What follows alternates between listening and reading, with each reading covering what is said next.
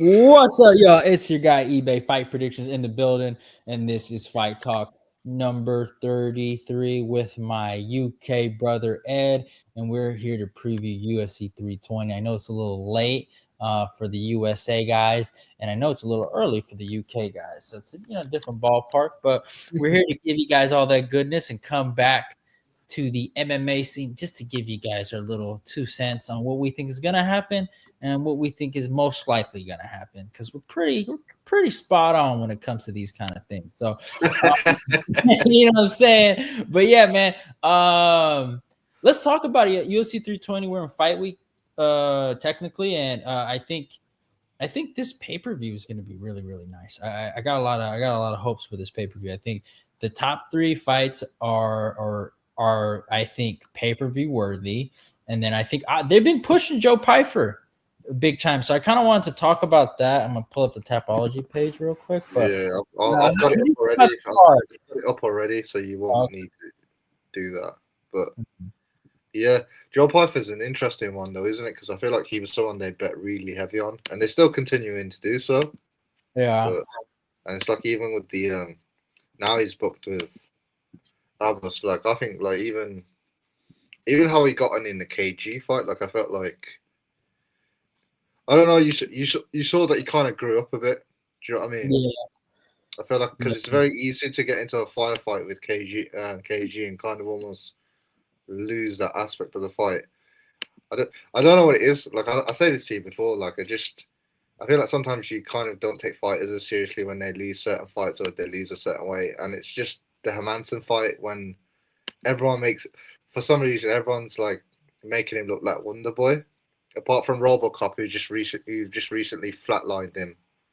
Yeah. Like, I don't know. People are starting to make him look like Wonder Boy, and you kind of don't take it as serious. But yeah, I mean, to be fair though, I mean, Jack fought a tremendous fight. I mean, I think Joe's kind of biggest problem, and I've been kind of seeing this like a lot in MMA, is the boxing heavy guys, and they think that being a boxing heavy guy will just make you Ilya Taporia out of nowhere. I don't know. Did you watch the last UFC fight night? Did you watch the Jack Jenkins fight? yes.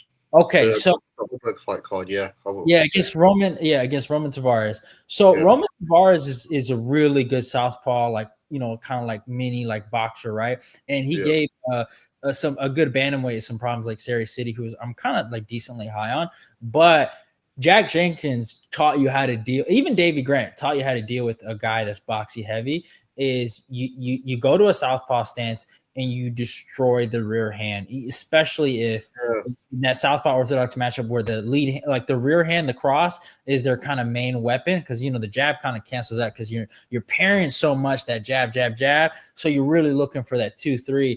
And all he did was just throw like rear body kicks and rear head kicks and kind of just did his thing, and was able. I was going to say the same thing. I was trying to think. There was a fight recently where I saw someone switch predominantly to southpaw, and it just nullified someone's offense completely. I mean, also like Ian Gary versus Carlos Pratas, he kind of used that like high kick to kind of destroy that rear hand, and that's how you kind of like keep it at bay, because it forces them to like keep it there because they got to block, So obviously, like orthodox versus orthodox matchup is a little different, but still, like that's where I feel like more boxing can be kind of utilized. But southpaw versus orthodox is always interesting, though. Yeah, particularly kickers as well, especially when the breadbasket is just open. It's very interesting. Rob Font, David Martinez. That was the fight I was thinking about. Oh Martinez, Rob Font went southpaw, I think, and it just it nullified him, and and that's kind of what happened with Joe versus Jack, because like first few rounds, like Joe does a good job of taking his space away, kind of beats him up, kind of boxes him up, but couldn't get him out of there. And after that, Jack just like started chipping the legs away and kind of like nullified his jab by taking that lead leg away with just like really good calf kicks, leg kicks, just and then maintaining just good like kind of like angles and not having his back against the cage too much, so like Joe can like kind of hit him with combos. So he did a great job of just not only just moving, getting out the way, attacking the leg, being more kick savvy, and it just overall fought a good fight, you know. But Abus is not that. Abus is kind of like he's on a good run. He's on a good little 3-fight win streak, but like Michel Pierre, right? I feel like he's been kind of exposed this year, which was kind of crazy because he was on an Well, insane. Carl Dawkins came back and beat him in the first round, didn't Yeah, he? I don't know how you feel about it because I'm like I don't want to say like he was always a fraud, but like because I don't know if fraud is the right word to describe him. I But think Michel Pereira. I think we all knew that. How to explain it? Because especially when he was at welterweight, we all knew the problem. There was a lot of problems there. Like we enjoyed watching him fight, but you knew he had limitations. Like you knew he was going to get somewhere, but you knew he was going to hit a wall. I think he's just hit the wall at the minute. yeah, It just, and I kind of gave him a pass for the Fluffy performance because Fluffy has kind of like shown that he's like legit. So like I gave him a pass for that, but it did well for the first 7 minutes, though.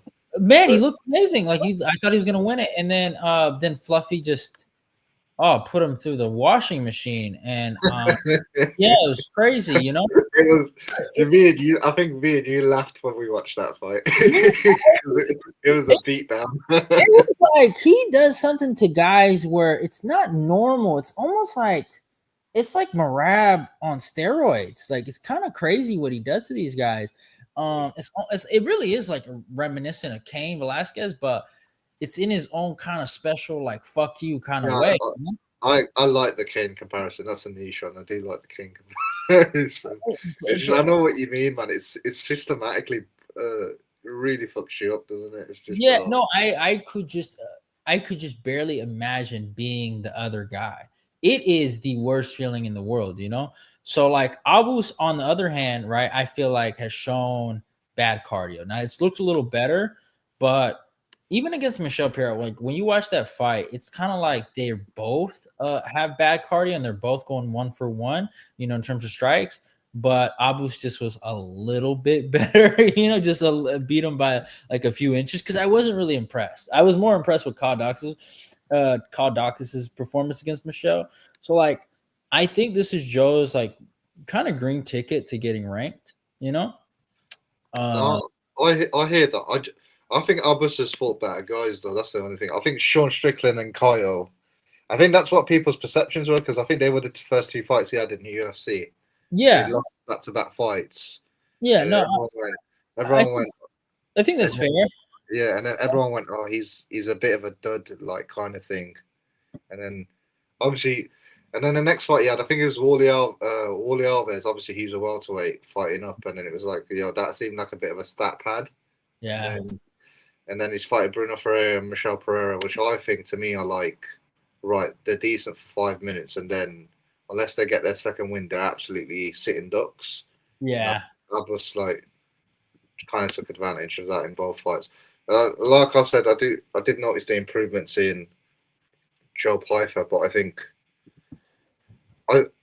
think Abus is a lot better than the guys he's for. Yeah. But I think they're not as. Yeah, that's fair. I also think KG's a lot more durable than Abus. So I think if Joe can if Joe can get the timing early, I think he could flatline. I think he could KO him in one. And I think Joe's faster than him. I think Joe is the better athlete.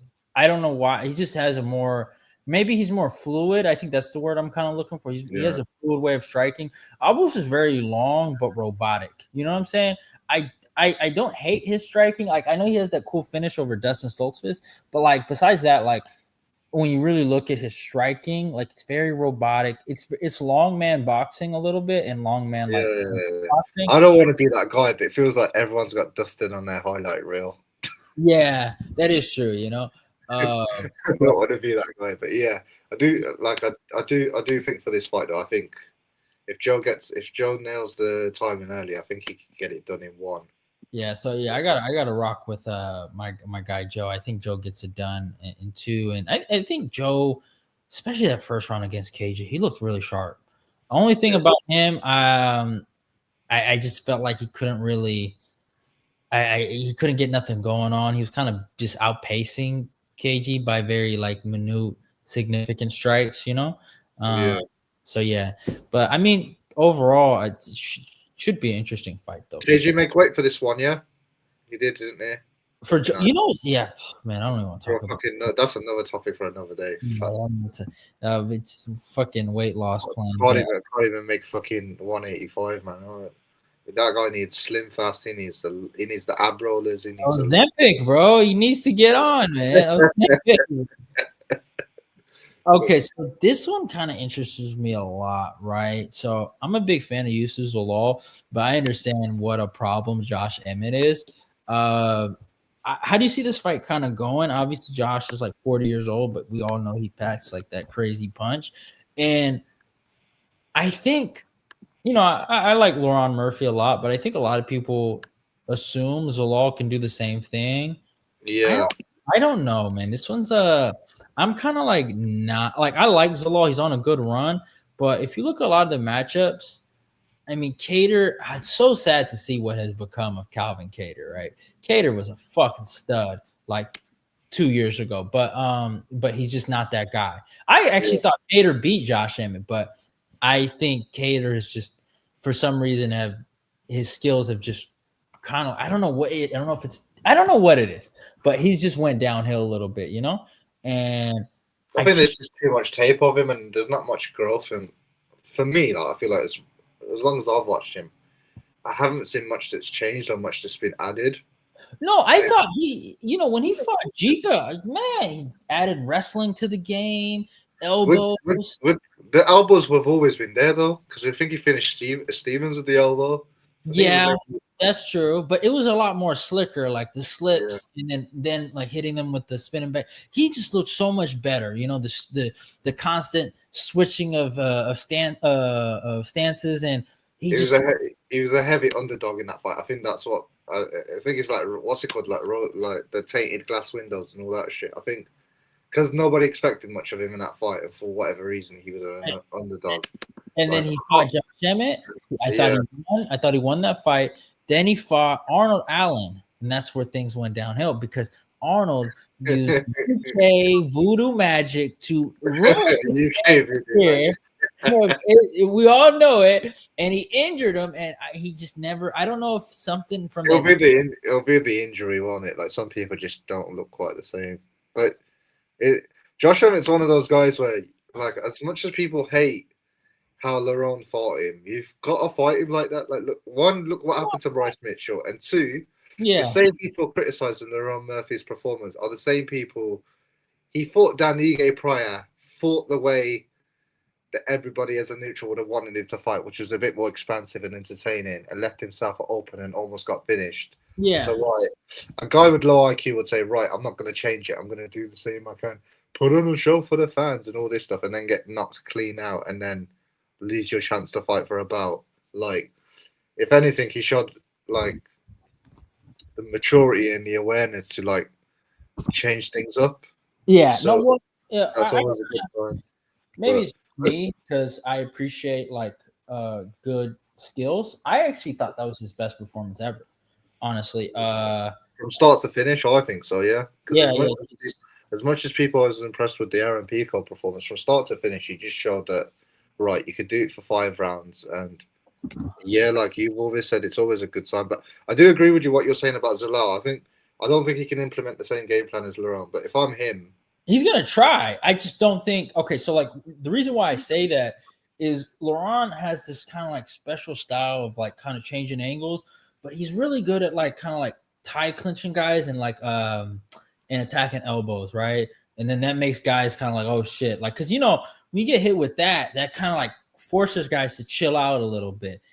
yeah, Zalal, it makes you it earns their respect early doors, doesn't it? yeah, I think if Zalal doesn't earn his doors early, uh, earn his respect early doors, I think the first round particularly is going to be quite challenging first 5 minutes.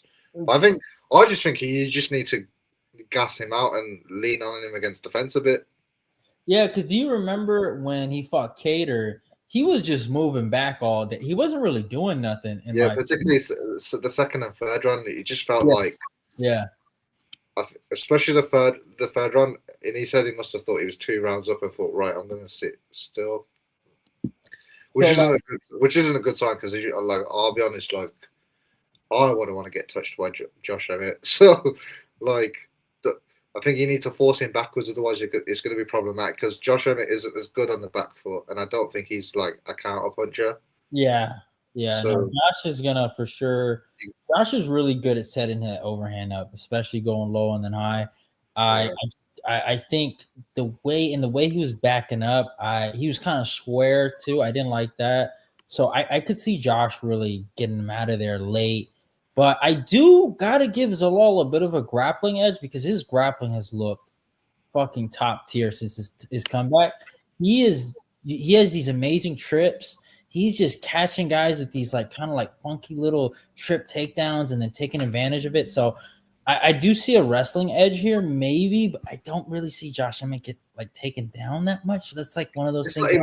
it's not even about taking him down. I think you just if you're making Josh Emmett work and having the lactic acid building in his arms, Yeah, all that stuff, then I think if come round two he's got less pop in his hands, then Zalal's going to feel a bit more comfortable in the fight. yeah, So I think that's the sort of thing I'm looking at when I'm thinking about right. If I was to say Zalal's going to win the fight, what's his path to victory? And I think yeah. you just have to make Emmett work. Yeah, and I agree. I agree. So I don't know if he's good enough on the back foot to do that. I just don't. Yeah, I Uh, I yeah, pick my pick would be Zalal just because I think he's the guy in form, the activity's there, and I think he's on the way up, whereas Emmett's on the way down. that And is true. But Emmett he's a motherfucker, and I'm telling y'all, I'm gonna pick him here. I think, and it looks like his training camp. He's involved T.J. Dillashaw a lot. do you guys have Milky Bars in America? The white chocolate. I think so. Yeah, yeah, Yeah, yeah. yeah. The streets are gonna start calling him the Milky Bar MJ if he flatlines Zalal. You know, I swear. Yeah, telling you, man, this motherfucker, he won't be stopped. But yeah, man, I think it should be a good scrap. Though I like that fight. And then obviously we have, I think, I would say It's probably just one of the that first fight's chaos. That fight is chaos. one of the best that we can produce in 205. It's interesting. So like I've learned to kind of respect the samurai striking, even though it's stupid to me. But it has its place in MMA now, and I have to just kind of How long has it taken you to come to this conclusion? 4 years. yeah, it's taken me a long time. Honestly, guys, it really has. This particular person here has just grinded my gears, but he has become a world champion, and it has been a very successful top 5 fighter. So I can admit that to the Czech Republic, even though he got taught real kickboxing by Alex Pierre. I will say that. Yeah, no, I hear that. But He's not an easy guy to put away, though. I don't think so. Because I I think Yeah, I agree. He the mental training for the chin that he implements, and yeah, it has, and he I honestly I think he's gotten better, especially when I watched him fight Hill. That was a very humbling moment for me. Like I mean, both these guys beat up Hill kind of embarrassingly, but that was it's the way he did it. I don't know, man. It was the head movement as well. You're like, oh my god, he's learned how to move his head. We're all so fucked. yeah, he was, dude, it was so bad. Like he was slipping, he was pulling, like he was doing actually like some decently defensively sound things, and in his own weird way. Um, I do think that does come with a cost. Obviously like head kicks and guys that like to kick, right? Like I think that's why he got knocked out by Alex, because of that kind of like crazy movement. But especially with boxing having guys like Jamal, kind of worked in his favor. But okay, so here's what I think with this matchup. Khalil Roundtree looks like he has like an A team around him. He's working with some legitimate guys like John Haggerty's coach, some great guys in Vegas, a syndicate with Marab's kind of like team, and some of the other guys that are there. He has some really great coaching. He was just like recently getting grappling work with Luke Rockhold, like with the Jackson like little podcasting. So he has a great team behind him. And I'm not gonna lie, he looked like a championship level fighter against Jamal Hill. Honestly, real talk. Yeah, Like, I think it was a very good performance as well. I think, like I said, I think people always want to see knockouts and stuff, but I think from start to finish, he was in control of that fight. Yeah, and he And it was, broke him down. He broke him down. yeah, There was not a moment where Jamal had success. Jamal, in my opinion, fought the dumbest fight in his career. Did no tape study. I don't know what he thought he was going to deal with, especially with a Muay Thai heavy guy. He's going to try to take your lead leg down. Had no response for that. That is the only thing that kind of worries me for Yuri. But to be honest with you, it hurts me to say this.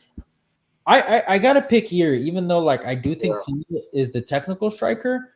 I The think reason, I think Yuri's good off both stances. That's what surprised me about Hill because I think he's another one. I think he's quite good on both stances, whereas most people aren't yeah, comfortable once their leg gets chopped and fighting in the other stance. yeah, But yeah, I think with Yuri, my main thing with Yuri is when I look at his like his UFC record, it's like obviously Pereira's southpaw, Pereira's orthodox, but it's Rakic, Hill, Dominic Reyes. They're all southpaws. I think he knows how to fight southpaw schmucks.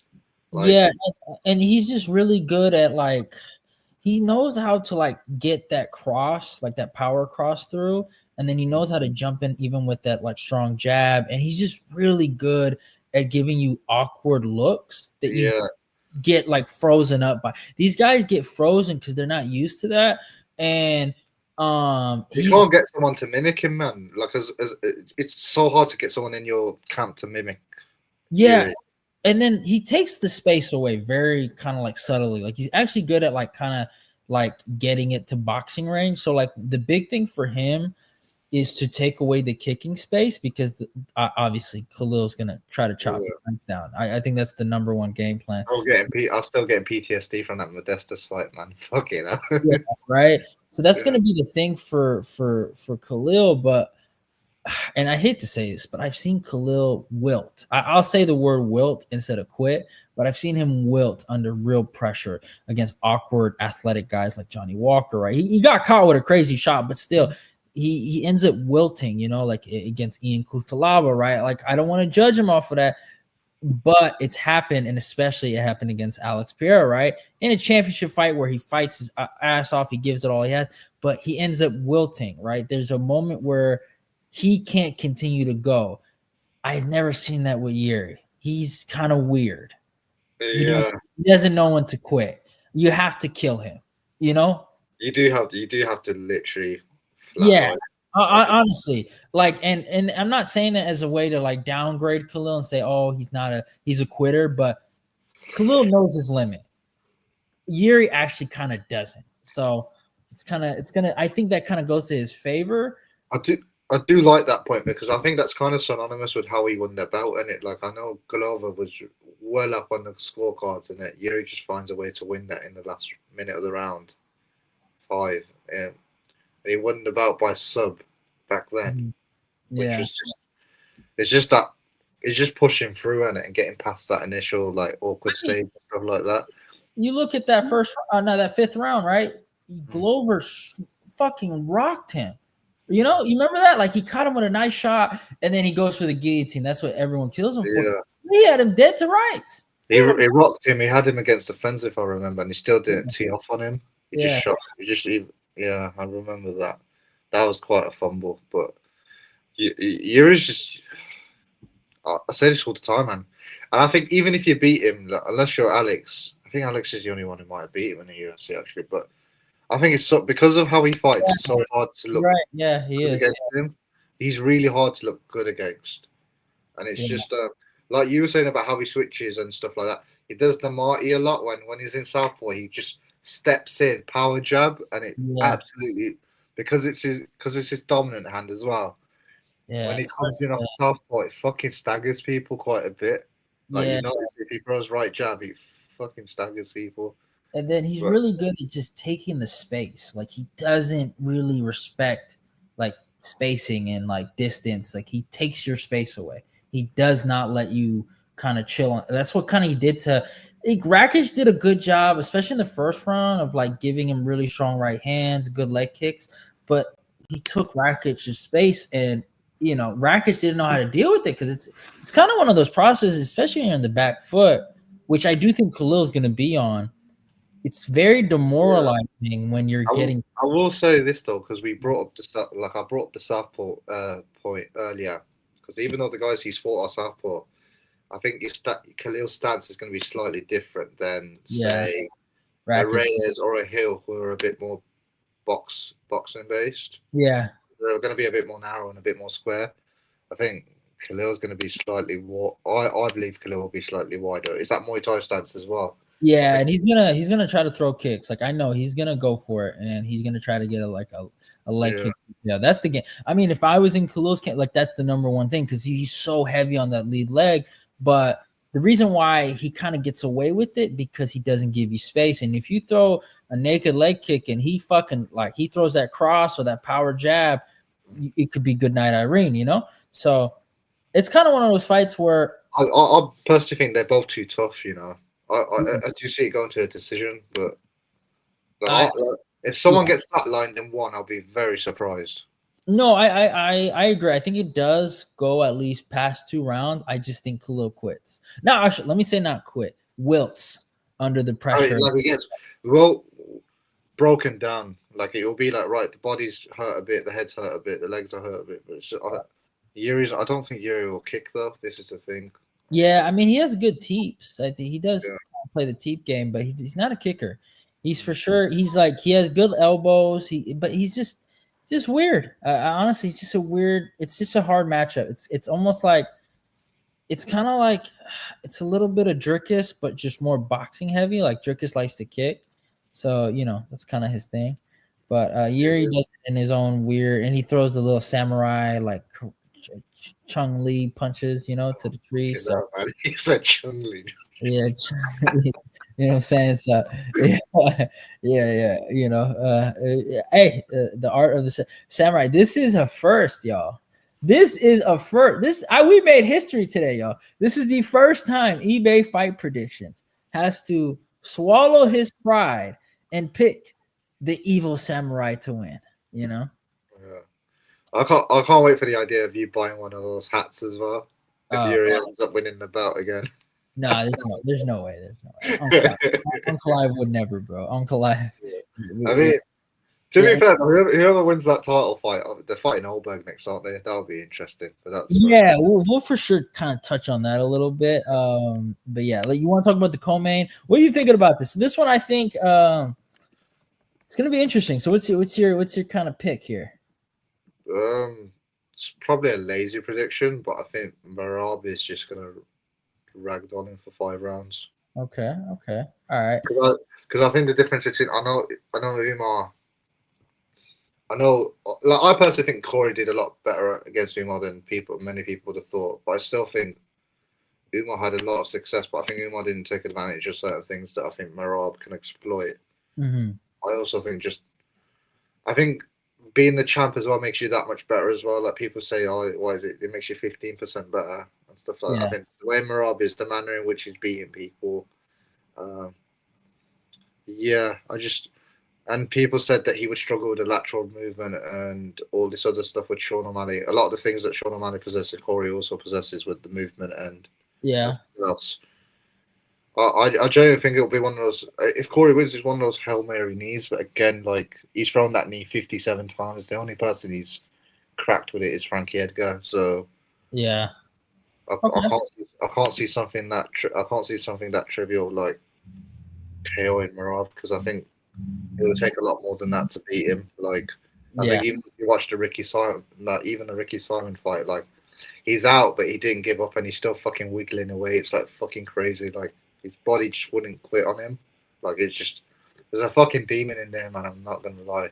yeah. So here's what I'm gonna predict. Right? Call me crazy. I'm gonna predict a TJ Dillashaw, Henan Barao-esque performance by Corey motherfucking Sandhagen. Now, y'all might okay. Let me give Marab his flowers. Marab has proven me wrong a lot. He's made me look foolish a lot. I'm not gonna lie, but one thing I've noticed about Marab is a lot of activity. Okay, that's one wear and tear. He is not Superman, and I refuse to believe it. One.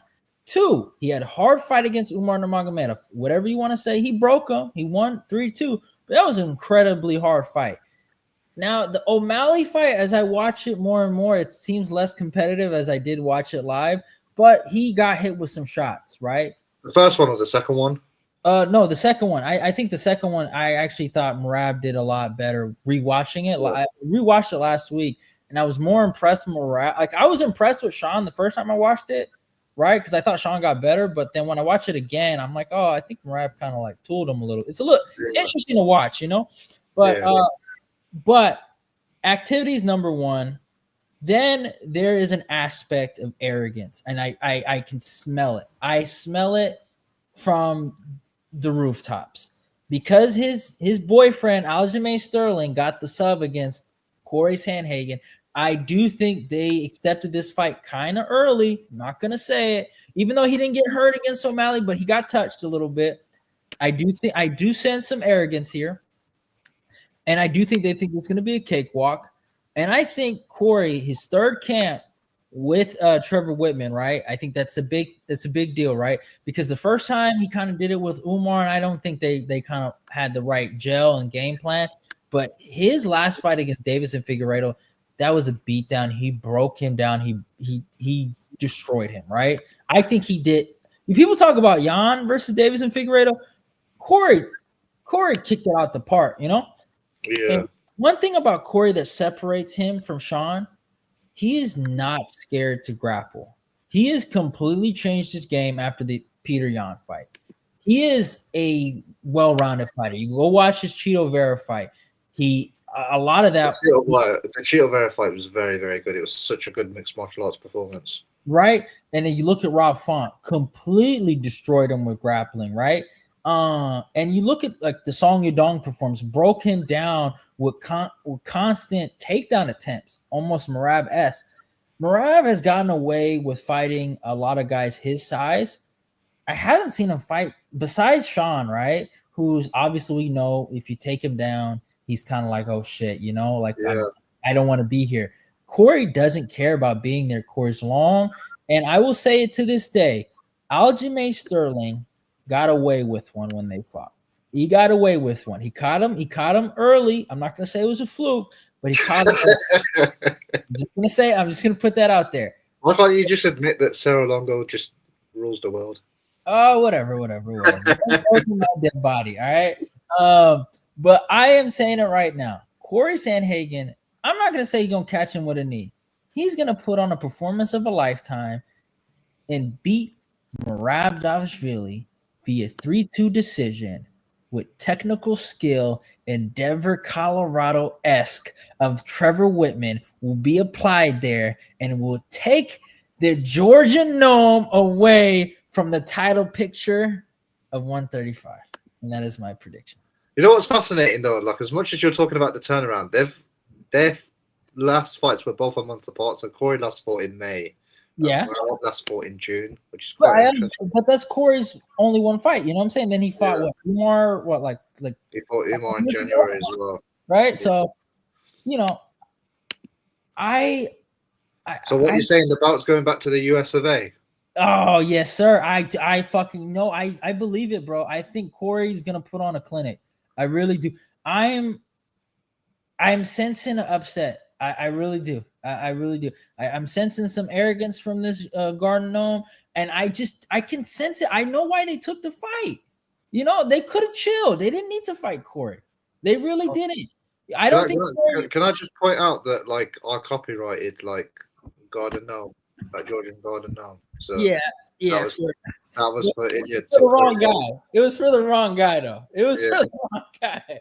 The real Triple G of mixed martial arts. The Georgian Garden Gnome.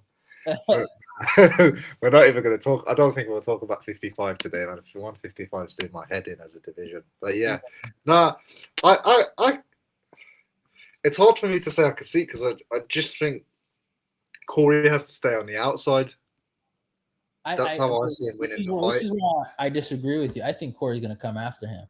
I think Corey's going to plant his feet, go forward. If you watch a lot of Corey's fights recently, he doesn't fight on the outside. Like his last time I ever really saw him fight on the outside is like, I think, a Sansao and Lineker. He goes, well, actually, let me take that back. Peter Yan, right?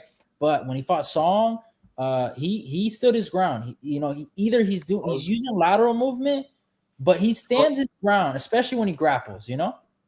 I thought it was the Son Yadong fight when he systematically broke him down because I think No, but like go rewatch that fight. You know, yeah, Song had great like athleticism. He pushed him back, but he went forward when it comes to grappling and then setting those grappling takedowns up with strikes. So he did go forward. Yeah, there was a little bit of angles, but I'm telling you, man, he stood his ground, and I think he's gonna expect a war with Merab, and I do not think he's gonna give Merab any inch. I don't think he's gonna give him really. The big point for Corey here is to not give him the cage.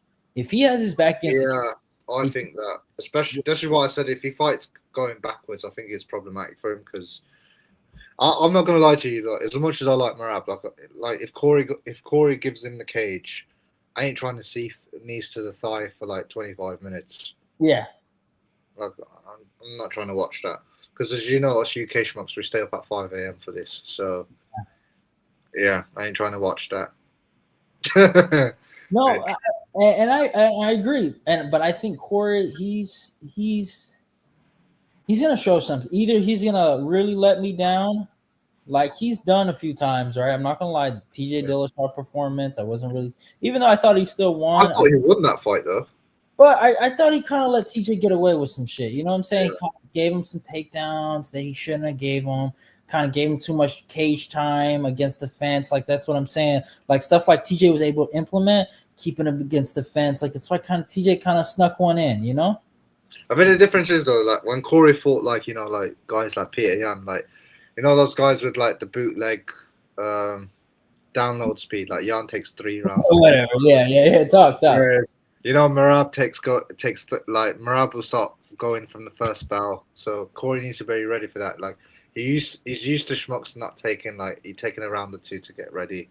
Yeah, that's true. Yeah, you're right. I know it's gonna be a fight. I think, like in all seriousness, I think he needs to be really switched on and engaged because kind of like what you were alluding to earlier. Like I think any stupidness again, and he ends up probably in the same situation as how he did in the Aljo fight. Yeah. But I think because the Aljo fight's happened, he's going to be a lot more responsive in the first round. So I do agree with what you said in that sense. And that's why I know these Erica clowns took the fight. I swear to God, Ed, these little boys in New York took the fight because they saw what happened fucking almost 5 years ago. It's almost 5 years to the date, and they still think they own the kid, and they're gonna get a big pie of humble pie. I mean, they're gonna cry.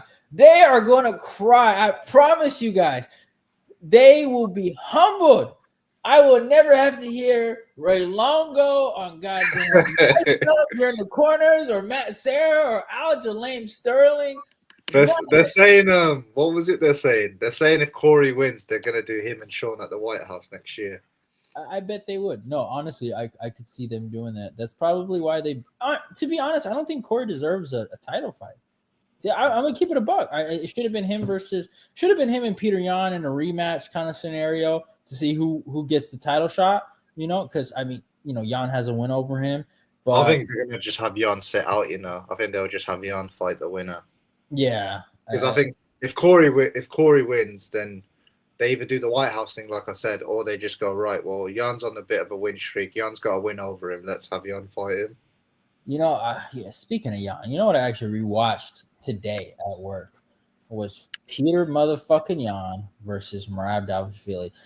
If I ever watched a more suffocating, trash, clown fight, I the anger that I got from watching it live can't resurface because what that motherfucker does to people is insane to me. To this day, I don't know how he did it. I'll keep telling you, man. Like Peter Yan's Chinese, man. He's not Russian because he's the only Russian I know that can't wrestle. I'm telling you that much.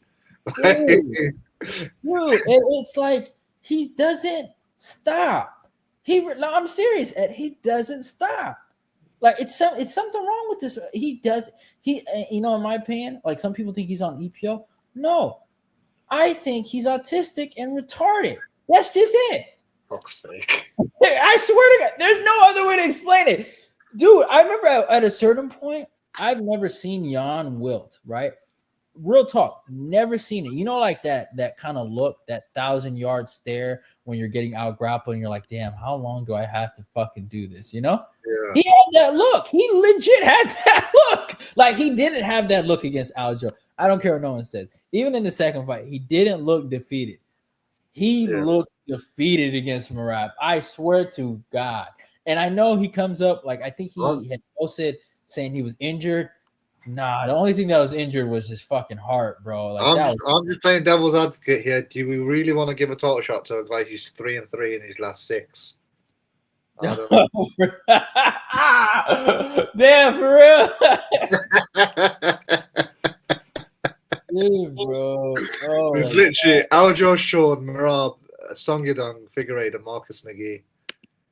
yeah, the market is kind of like a whatever kind of That fight. that felt that was like I don't even want to be such a rude person because obviously it's not why we watch fights, but it's like that felt like such a waste of time when it was booked. I was like, for fuck's sake, like they've just handed him a W on a plate here, like Yeah, such and I thought Marcus, Marcus is a good fighter. I'm not gonna say he's a bum or anything. He's obviously he has his place as a top 15 bantamweight, but he's good, but he shouldn't have got the it's number not, it's, 3. it's not top 10. I honestly him versus the guy that just beat Rob, what's his name? Is kind of a David toss up. Martinez. Yeah, it could be a toss up, or him versus Rob Font could be an interesting kind of scrap, like Him and Font would be a fucking good fight.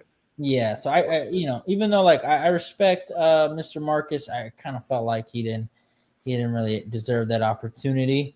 So But what we're saying is, you think trying to look at the champs here because I seem to see that America doesn't have any champs.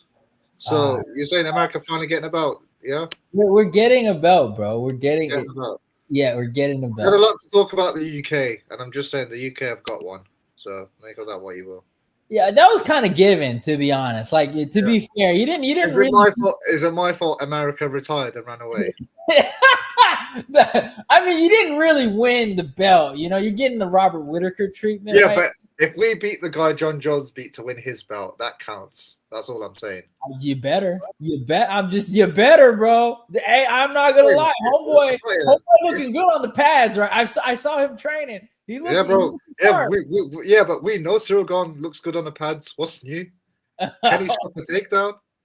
Okay. Hey, dude, that fucking glory kickboxer took down Tom Aspinall. I saw it, bro. What's his name? Rico, whatever. Hey, you're wrestling a lot, not looking too sharp. This Okay. isn't Oh, Andre Arlovsky, hey, okay? Hey. all I'm saying is, the thing is with my guy Tom is that he makes fights a bit more difficult for himself because he likes a challenge. Because everyone knows, pop up 1-2, and he'll knock anybody out. So, but because my guy likes a challenge, he makes things more difficult for himself. Otherwise, he could beat any heavyweight on the planet in 10 seconds. So The you gotta understand, man. Like Stipe passed the torch, man. Like this, you gotta propaganda. accept it. Like my guy Stipe ruled over the heavyweight division. Now my guy Tom's gonna rule over the heavyweight division for the foreseeable. Like, you know what? God is good. Like, do you know what I mean? So It'd be kind of sad. It'd be kind of embarrassing if you guys let a Frenchman get yeah, the get a don't get first. me. Bro, I'm telling you now, it'll be very embarrassing if he loses to Sorgon. And I'll be here for the next. I'll be here for the next show, like being like, "Yo, that was fucking embarrassing." Like, like I'm not gonna lie and make it up, am I? But do you know what it is? By the end of the, do you know what it is? In the next 4 months, we're gonna collect like another 2 belts because Lerone will beat Volk and Paddy will Oh, fight. stop it, man! And then, Stop it! and then Paddy will fight Slappy Topuria in Anaheim and first quarter 2026. And Uh-huh. then we'll choke him out in like 2 rounds, and then everyone will go, "Well, there was no point in fighting Islam Makhachev because Islam would have done the same." And then you guys are gonna recognize greatness when we got 3 belts. And then like you have the African kings with the 3 kings, and then we're gonna say we got no, 3 kings. the propaganda, huh? Yeah, they're gonna put The them UK all. have got their 3 kings. It's gonna be amazing as well. Like, You don't know, worry, man. on the I'm, OT manifest- arena, huh? I'm manifesting it as well. Don't worry. Because I said Lerone will end up fighting for a belt, and I'm pretty sure he's close to fighting for a belt, but we'll No, see. most likely they probably give him a shot. I like that. I like that I fight. fucking hope so. But Volk said something on Twitter about saying that I don't think Lerone's next. And I'm like, fucking hell. Well, They'll probably have you. They'll have your A fight for the belt in it. I saw that. I kind of saw that. I think maybe they want to.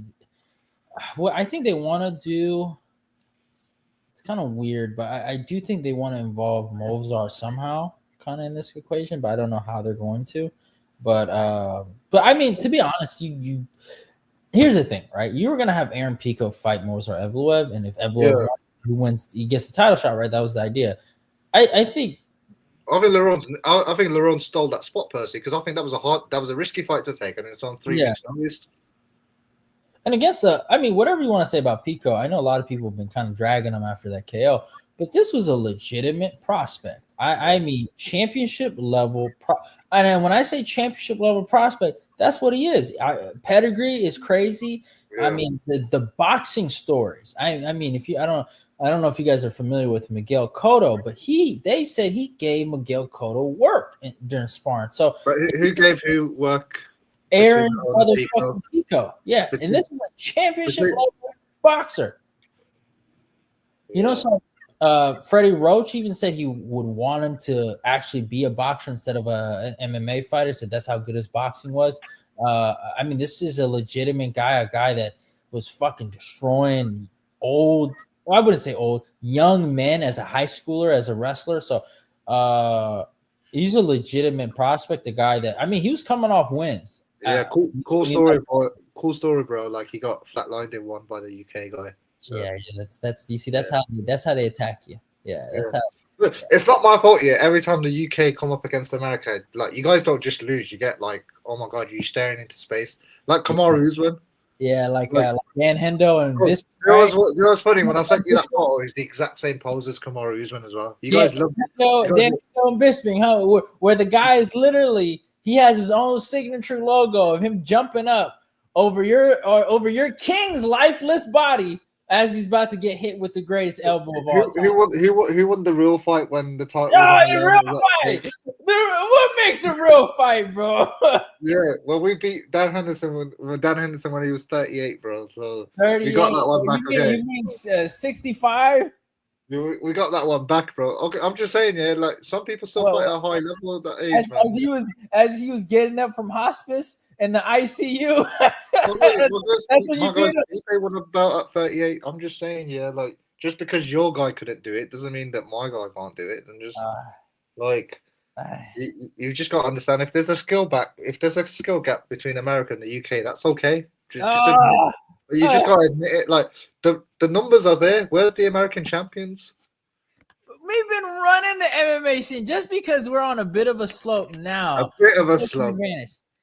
A bit of a slump. Don't forget. We had 3 champs last year. Don't forget. And they all lost their belts. What does that tell you? They can't keep them. Uh, no respect. No respect. Yeah. Well, hey, you will hear it from me if the Frenchman sticks the jab and floats like a butterfly and stings like a bee all his way to a belt. You will hear it, and Right. hey, you're not just gonna hear it from me. Johnny Bones is gonna talk too.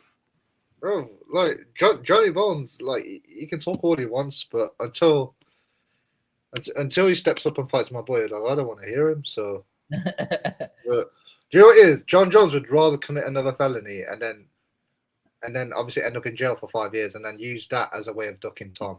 We all know this. Like John Jones is going to get behind the wheel again, have a bit one too many to drink, and then he's going to he's going to park himself against a tree or something, and it's going to be like, oh, he's got another DUI. We didn't see that one come in, and then he's going to get a suspended sentence, and then we're going to be like, oh, well, the commission can't let him fight because of this criminal record, all this stuff. Yet Cedric Dumas does something every other fucking week, and he still ends up fighting. Make sense? Yeah, But, yeah. Just admit that this is the thing. This is the difference between the UK and America. Like, you guys don't want to fight us that bad that you're committing felonies to avoid fighting us. Oh, stop it. Yeah, I'm just saying the 3 UK kings. It's on the horizon. In your wildest dreams, Patty is going night when he fights Ilya. Laurent is gonna get taught real skill by Volk. All right, don't forget Gabriel Santos whooped your ass and you got lucky with a robbery decision. I ain't forgot. All right, and last but not least, Mr. Tom Aspinall, he's not the real champ.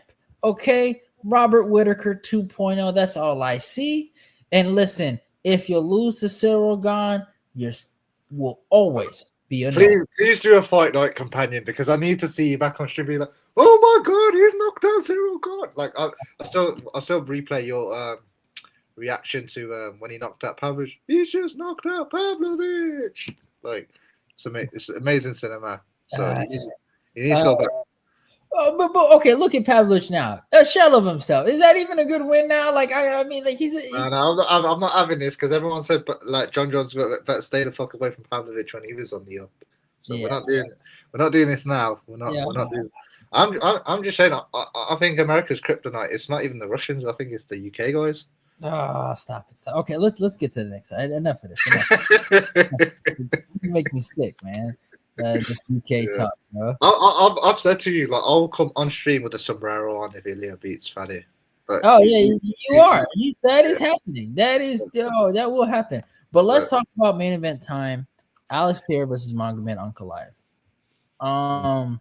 Interesting build up this time around, isn't it? With everything that's been going on this fight week.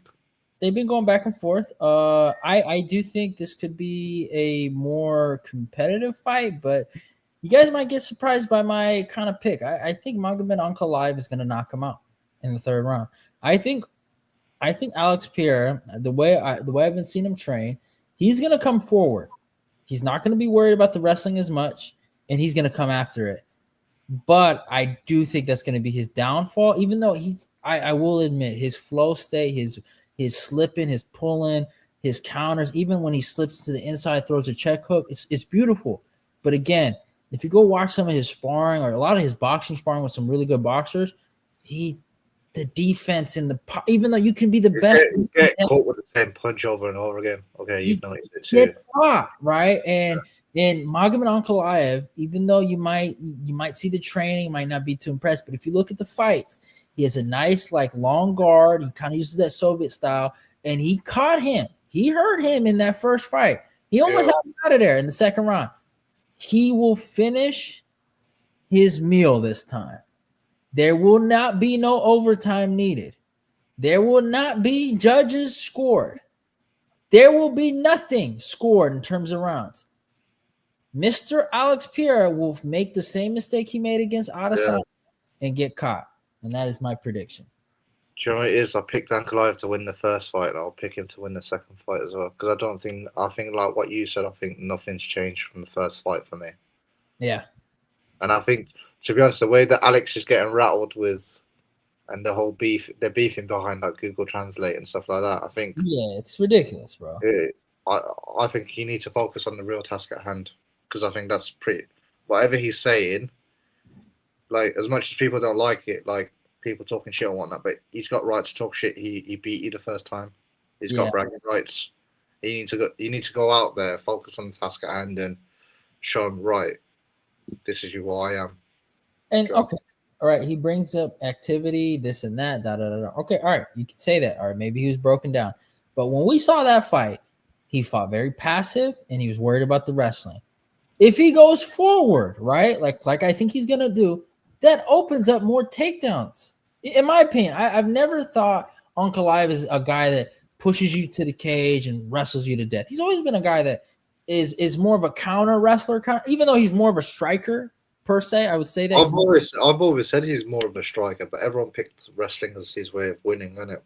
But he likes to but if he does choose to take you down, it's like kind of like a nice little cool slip trip, kind of like something cool that he'll get you with or a decent double leg. Like even when he fought Jan, kind of like it was kind of like slick, It's more. He's not like an aggressive like shoot a million times like Marab kind of wrestler. He's more slick with it.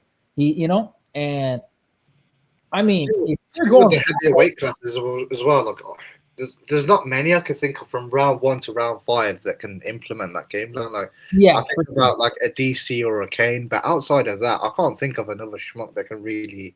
Well, John Jones as well, obviously, but I can't really think of another schmuck that can do that for 25 minutes, which is why I don't think Magomed's game plan is going to be as wrestle heavy as people think. Kind of like what you said. But I can see him actually taking him down this time because actually in the first fight, I would say Alex got the cool trip, right? I think at the end of the fourth or something, fourth round, like he kind of looked cool, looked down on him, right? But I could see Ankalaev getting either like a sneaky single leg or some type of like sin collar grip where he's tripping him or he's catching like a double leg from that. Yeah. Right? I could see him catching him. Now, if that fight goes to the ground, listen to me here. He will ground and pound him to death. One. And if it stays on the feet, he will catch him and knock him out. I am telling you the truth. Alex will not respect his striking and will go forward. I'm telling you right now, he will regret it for the rest of his life. I've got Ankalaev decision. I won't lie to you, but I think if there is a finish, I think it's between rounds 2 and 3. And I think, okay, and Ankalaev has a nice record. Every rematch he's been in, he's gotten a knockout. You know? You're going to start talking about Kutalaba, isn't it? Yeah, Kutalaba and Johnny Walker, you remember? He smoked him. He smoked him. Hey, third time's the motherfucking charm. I'm just saying. That's my logic there. But my thing is, when you look at this matchup, right? And no disrespect to Poatan. I think he's a good fighter. And obviously they're at 205. But one of the big things I look at, 38 years old for Mr. Poatan and 33 for Magomed Ankalaev. It doesn't play that much of a factor in the heavier weight classes, though. Yeah, that is true. But eventually, when you get, when you get up there, it's gonna affect you. It has to. It has to. Like, I know, like, we look at heavyweight, but I mean, you look at guys at 205, they kind of like, sometimes I think like, oh, if DC would have stayed at light heavyweight, would he have had that success that he would have had at I don't know, maybe he would, because he had schmucks like Anthony Smith running game, but yeah. Yeah, just let you know, bro. The guy from Omaha taught Crawford everything he knows, man. No, stop it. Just stop. Stop. Weird. Yeah, don't do that. That's not right. That's not right. Well, at least one American won a title fight. Oh yeah, we fucking top Mexico real boxing, man. We did it with Floyd, and we do it again. Man, don't even get me started on what we did to Ginger Boy. Don't get it started now. Oh man, we put on a clinic, man. That was the clinic that was. But yeah, I can't see how anything's changed from the first fight. Because I think the same problems still present themselves, particularly in Alex's case. Whereas I think if you're Ankalaev, you come into this fight with growing confidence because you've hurt him in the previous fight, and under different circumstances you can get him out of there. Could that make you overzealous and make you get caught early on by Alex Pereira? Maybe, but I think even if you get caught, I think if you follow him to the ground and you end up in his guard, it's quite interesting. But I agree. So I do think Alex has to knock him out to win, though. Yeah, I could see that. I mean, what would I say Alex's kind of path of victory? I think he has to beat that long guard, because what's his name's going to be playing a lot of risk games, kind of like putting that lead hand out. So he's gonna have to like kind of beat that hand a little bit, because I thought he did a great job, and he had really good footwork in that fight, in and out movement. So he's gonna have to like somehow get past that, first. I do also think, because Alex likes poking the body a bit with that jab, I do think he needs to plant it upstairs a bit, just kind of split the guard. Yeah, I agree. Give him something else to think about, because he likes poking the body, going upstairs, and then the way he sets up with his right hand and has them, and then throws the left hook. Because everyone thinks about his left hook, but I genuinely think you need to split. You need to split the guard. I think you need to give Ankalaev something to think about, and also try and get him to lower his hands. Because that's the only way you're coming back upstairs. Because if you get him to lower his hands and then throw a head kick or something, then from the same side, so like kind of like what Paddy does when he stands in orthodox, but he throws the left leg, like the front leg, as a high kick. It's just food for thought. But I think a lot of these guys, like a lot of these guys don't kick as much because of the threat of the takedown. But if you allow them to, if you show them that you're scared of the takedown, they're not going to respect you and they'll just walk through you. Yeah, Alex can't do that. and Alex has still got a kick because he didn't kick as much in the first fight, and it really showed. one thing he used one kick I didn't like. It was that lead leg kick, and I didn't like him using that a lot because obviously that kick it's a nice kick for like kind of like points, but it's not like an exclamation point. You know what I'm saying? That does real damage. And especially that kick will always lead to that cross. It's always the counter's the cross, right? You know what I'm Yeah, saying? And I mainly don't like it because obviously when you're up against a southpaw, if you're kicking with your front leg and you're in the orthodox, yeah, kind of leaves that side open for a check right hook, especially yeah, if your hands are low, like he yeah, is. His hands are very low in close spaces, which is again just dangerous. I think kind of like what we discussed earlier with the heavier weight classes. mm, If you're throwing naked leg kicks at that close range, yeah. unless your head movement's really good, you're just asking to get caught upstairs. I mean, you look at what's his name, Nikita Krylov and Guskov. I mean, in my opinion, Nikita is better than him. I don't know what's happened to him, but he forgot defense. Like he threw it away. He forgot how to effectively use his defense, and he's like right now on this 2-fight loss streak, and like against Reyes, he got caught, and because just He being rushed stupid. it. Yeah, and to kind of go into like Nikita and then Reyes, right? So like obviously we saw what happened to Reyes and Carlos Ulberg. The winner of Magomed Ankalaev, right, and Alex Pereira, we kind of see them fighting probably Carlos Ulberg, huh? And I kind of wanted to ask you, what did you think about that performance? Obviously, it was very quick and it was very like definitive by Carlos Ulberg, but Yeah, does that make him the number one contender? he's definitely the number one. There's no one else out there. Well, I think the thing with Reyes is we've known what we've known for a while now with Reyes. He's not good going forward. He's good going backwards, which is great if you're a counter puncher. But the problem is you have to wait for someone to come forwards to you. Yeah, And if you I, can't take a shot, going backwards, then it's going to be problematic. I, yeah. I I was think excited.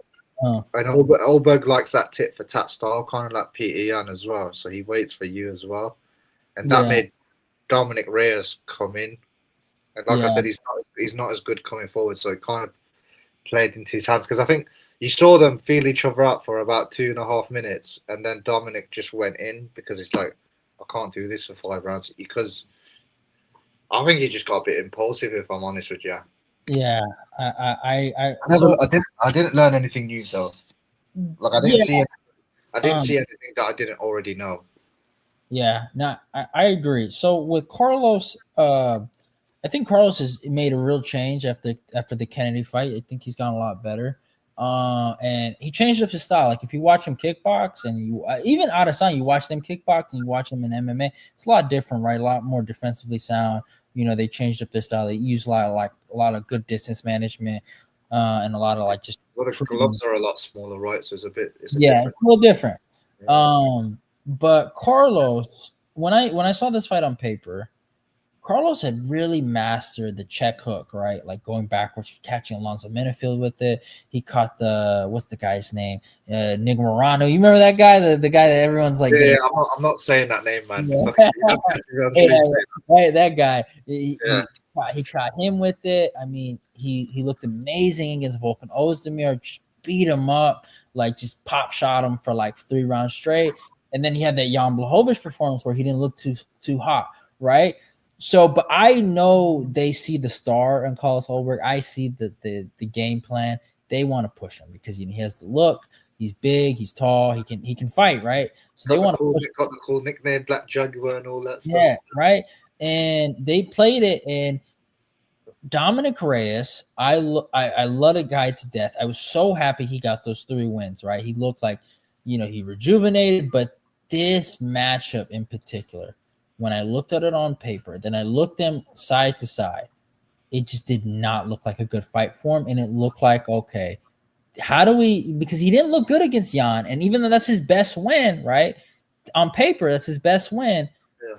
He needed something as an exclamation point to make him a contender, and I saw that's what they did here. That's why they fucked this fight, innit? Because they went, oh, we can't really hype him up after the Yarn fight and give him the next belt for the next fight for the belt, Yeah. people wouldn't have been as enthused.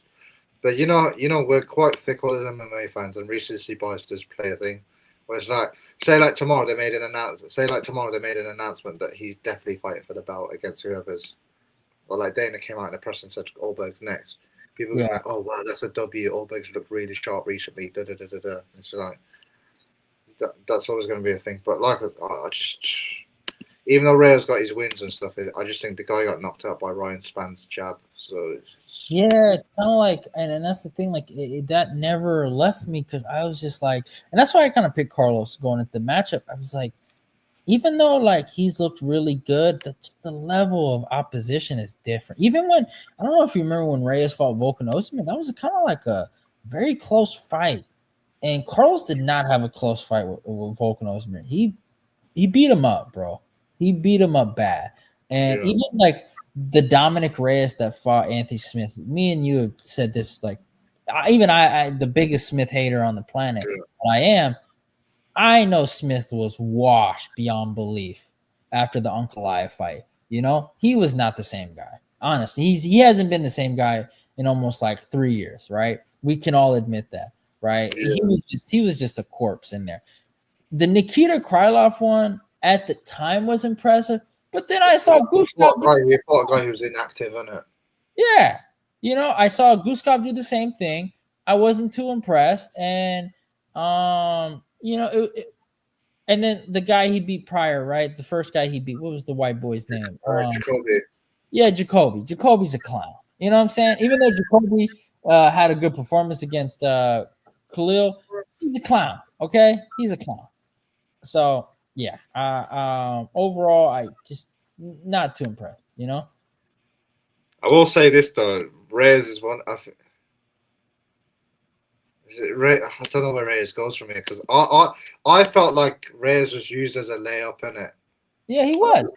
The way it was booked, because I thought it was a mismatch, but everyone else didn't think the same. But it's just, I don't know what they do with Reyes because I think he probably ends up getting rewarded. Like it's like failing upwards, isn't it? So he'll probably get the loser of Yuri and Khalil Roundtree somehow, and it's like he shouldn't be fighting someone at that level again. Like he just shouldn't. Like they'll probably use him to fight. What's his name? The undefeated guy. Amzat. Yeah, Azamat. Yeah, I think he'll probably end up fighting Azamat because Azamat will want something. I think he's fighting Rakic though pretty soon. Is it shit? I don't know. I don't know what they do. I can't believe Reyes is above Rakic. I would love to see. See Reyes and Rakic. I don't mind Reyes and Rakic against each other, because I don't think Rakic ain't a killer like that on the feet. What I actually personally would like to see, and I think it's a good fight for him, is Reyes versus Hill. Hill needs a confidence booster, and you laugh at me now, but I think I feel like we're setting him up to like get fucked up. But it's hard because at 205, everybody hits hard. You fight at 205 pounds, you're not gonna hit like a bitch, are you? Like this is my problem with this. You know what's crazy? He fought 3, in my opinion, of the, I don't want to say softest hitters, but guys with the least amount of powers and knockouts. Real talk. I think Allberg compared to the rest of the list, I don't think he hits that hard in my opinion. But but Oberg has a fucking crazy check. I mean, he's a way better counter striker than any of those. He does, but I look at Yuri, Poatan, Khalil, what I'm saying is that, no. This is what I mean. Compared to his win streak, like if you look at his win streak, right? Like the white boy, Anthony Smith, fucking Nikita Krylov, they're not known for knockouts. I mean, Jacoby kinda, but like Smith, come on, he's a punching bag. You know what I'm saying? 205's in a weird place, though, because in terms of getting new names on the board, it's like the Chinese fella. He lost to Johnny. That was funny. That was funny, bro. I enjoyed that. Dude, that was actually hilarious, bro. That was really one of the. I might rewatch that fight at the end of the year. That was comedy, bro. That was actual. He legit shot a takedown like he was Hamzat Chimaev and failed. Yeah, Yeah, it was beautiful. it was funny though. But like I said, I think Reyes, they'll give him someone like, if Elzamat is booked, then I'll give him someone like Bogdan in it. So, I can't see them. But I think the probable thing they'll do is I think because he's failed, but he's failed upwards, he's going to end up fighting either Hill, who will sit out, Yeah, or he'll end up fighting the loser of the previous matchup we just mentioned. yeah, So yeah. No, I agree. I think they're just setting him up bad, you know. 'Cause Yeah, no, he got played, bro. He got the thing played. is, he can't. He's in a fucked up spot because he can't make 185, and he just isn't big enough for heavyweight. Like he's not. That would be horrible. Yeah, no, I Yeah, agree. That would be a he's a bad. sitting duck, man. He really is, man. I'm telling you, like he's he's a sitting duck. So let's kind of talk about the landscape going into November. We had some big changes. I mean, I was a big fan of it. I mean, they ended up giving us a real fight night main event. Charles Oliveira versus Matsu Gamrot. I think Gamrot is gonna go out there and destroy Charles and make him a little child and and wrestle him to death. I cannot wait for the scrambles, and I think it's gonna be a great fight. Like, what do you think about that in particular? I think it's always dangerous when you take on someone a bit short notice that was quite different to what you originally paired up. Like kind of like what happened with Leon, where he was originally scheduled to fight JDM and then he ends up with Sean Brady. I'm not using that as an excuse as to why he lost. There was different reasons as to why Leon lost that fight, but Yeah, I do think with Charles got to a point where he's like, look, everyone says they want to fight me, and then I get a guy pull out. I'm coming off a knockout loss. That was everybody's opportunity to fight Charles Oliveira. Like, if anything, that was people's best chance to fight him, and everyone flapped it, in my opinion. I would say this one's, I guess, less damaging. You know what I'm saying, or least likely to be a damage based kind of like Gamron. Yeah. Besides I forgot the guy's name who he knocked out, but I don't think he has one like TKO. It was a nice one. They're all doctors. No, well, not doctors, but they're all iffy finishes, aren't they? Yeah, kind of weird. Or Like the physique yeah, fight and stuff like that. or like he's kind of like out wrestling them for like 3 rounds straight. So it's like I could see this. I mean, it is a good fight for Charles on paper because he has a good guard, right?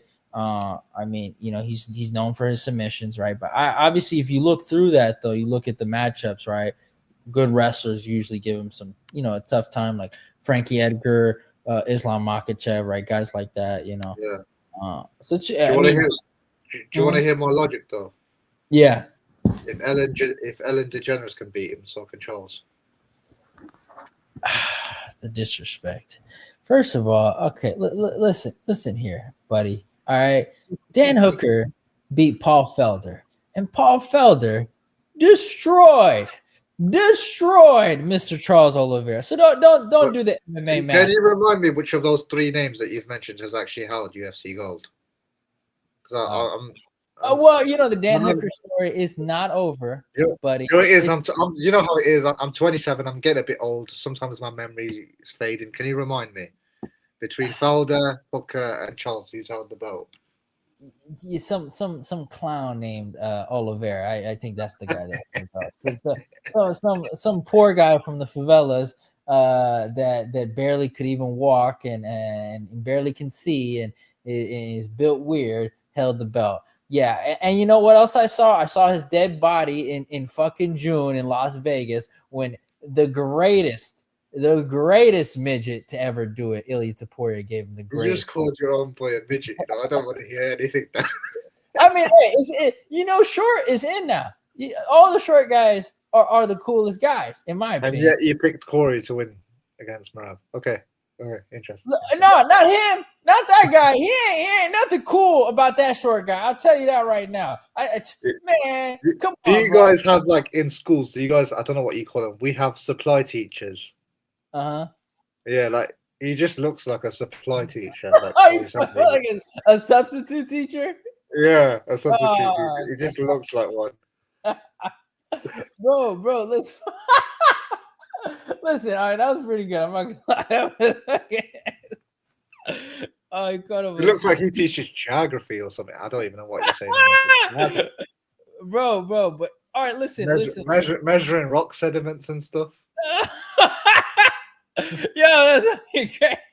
No, that's What, so, hey, that was okay. All right, Ed, I gotta give you that one was fucking. That was fire, bro. yeah, I know. Old kidding aside, I know you want to talk about the matchups, but yeah, it's just.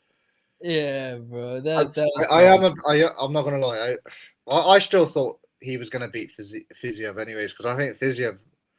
They give him all these big fights, and he seems to shit the bed. That's my personal opinion. I know people don't I feel agree like with that. this was like the best time to knock out Charles, right? For him, right? It is, but I also think Fiziev just isn't very good. Like, Uh, because I don't damn. rate. Because Yeah. I genuinely think. Well, Because I are think you judging him because he lost? He got taught how to strike that gauge. it's more the case of the fact that he loses fights and he gets given guys ranked above him every time. Like he lost the Gaethje fight. He lost the Gaethje fight. Still got he weren't ranked that high when he got the Gaethje fight the first time round. Got rewarded with the Gamrot fight. Lost. Obviously, that wasn't his fault. He lost, but on paper, he's lost that fight. Yeah. And then he gets another Gaethje fight, and then he fights Bahamondes. I was like, thank fuck, finally he's fighting someone beneath him and giving them like a chance. Yeah. And then he gets booked to fight Charles Oliveira. And don't forget, RDA gave him his like path into the rankings, anyways. Yeah, but I mean, he has a sneaky little good resume though. I mean, yeah, but I look at his resume and I think, oh, he beat Moicano, but I think if they fought now, Moicano would beat him. Yeah, I agree. I don't even think he beats Benil. No, I agree with that. But I did think he would have given Charles some problems. I will say that. I think I'll be honest. Even though he's got a win against Bobby Green, I think he went life and death with Bobby Green. No, he did. And given again, it's one of those things where, given how everyone else has looked against him, that's another win that's aged very poorly. Yeah. So, but it's just him and Michael Chandler would be fun though. If he's even Chandler. Well, I thought he made quick work. I thought he made easy work of Ignacio though. He made him look kind of bad. You know. I think so. I do think he looked good in that sense, but. Like I wouldn't like to see him against Rufi just because I'm not giving Rufi another match. You know, after how he looked against Benoit. He looked shit against Benoit. I will say one thing about Fiziev to kind of go back to him. I do think he's a featherweight though. I will give him some slack. I don't think he's a legitimate lightweight, but yeah, it's not my fault. He's 5'6" and decides to fight at 155. I like.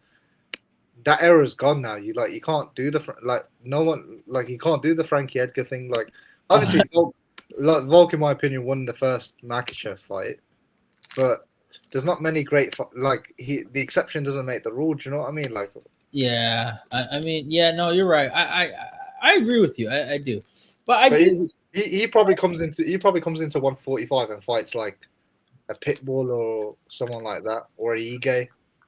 Yeah. I could see him winning those kind of fights, you know. But he'll probably end up fighting like Sean Woodson or something, and then get fucking jabbed for 3 rounds. Oh, he's another one who got flatlined in his last bout, didn't he? Fucking hell. Yeah. I will say one thing. To go back to Charles, right? In this matchup. Yeah. I think it's super important for him. This is kind of a big fight for him when you think about it. This is legacy-wise, right? Because I think it's because I think he's approaching the twilight of his career, though, isn't he? So, yeah. And this is Gamrot's. Okay, so Gamrot, I love him to death, right? But when you talk about shit in the bed, sometimes he shit the bed too, all right? He's had a few the Benny fight. I think that was one of those like career-defining losses for him. I was going to say, I think aside from you, I didn't see anybody on the Spaces pick Benny, which is quite impressive.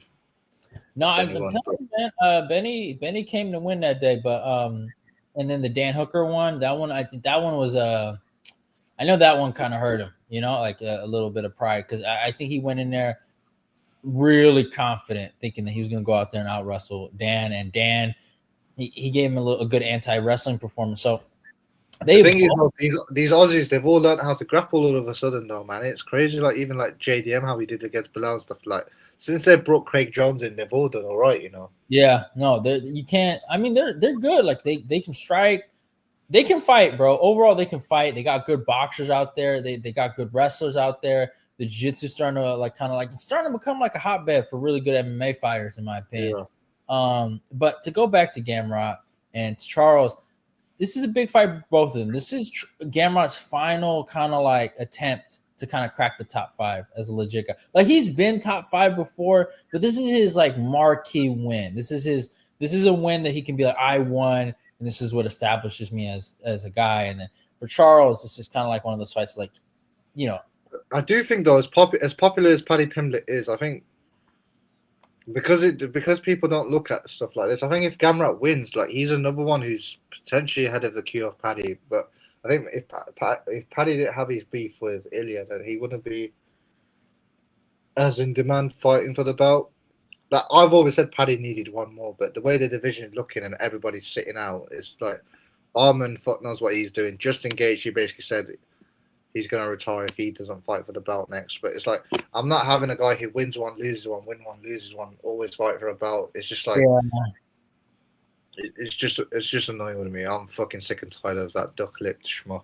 Like guy's face getting face planted, face down, ass up, and he's fighting for a belt a year later. Fuck off.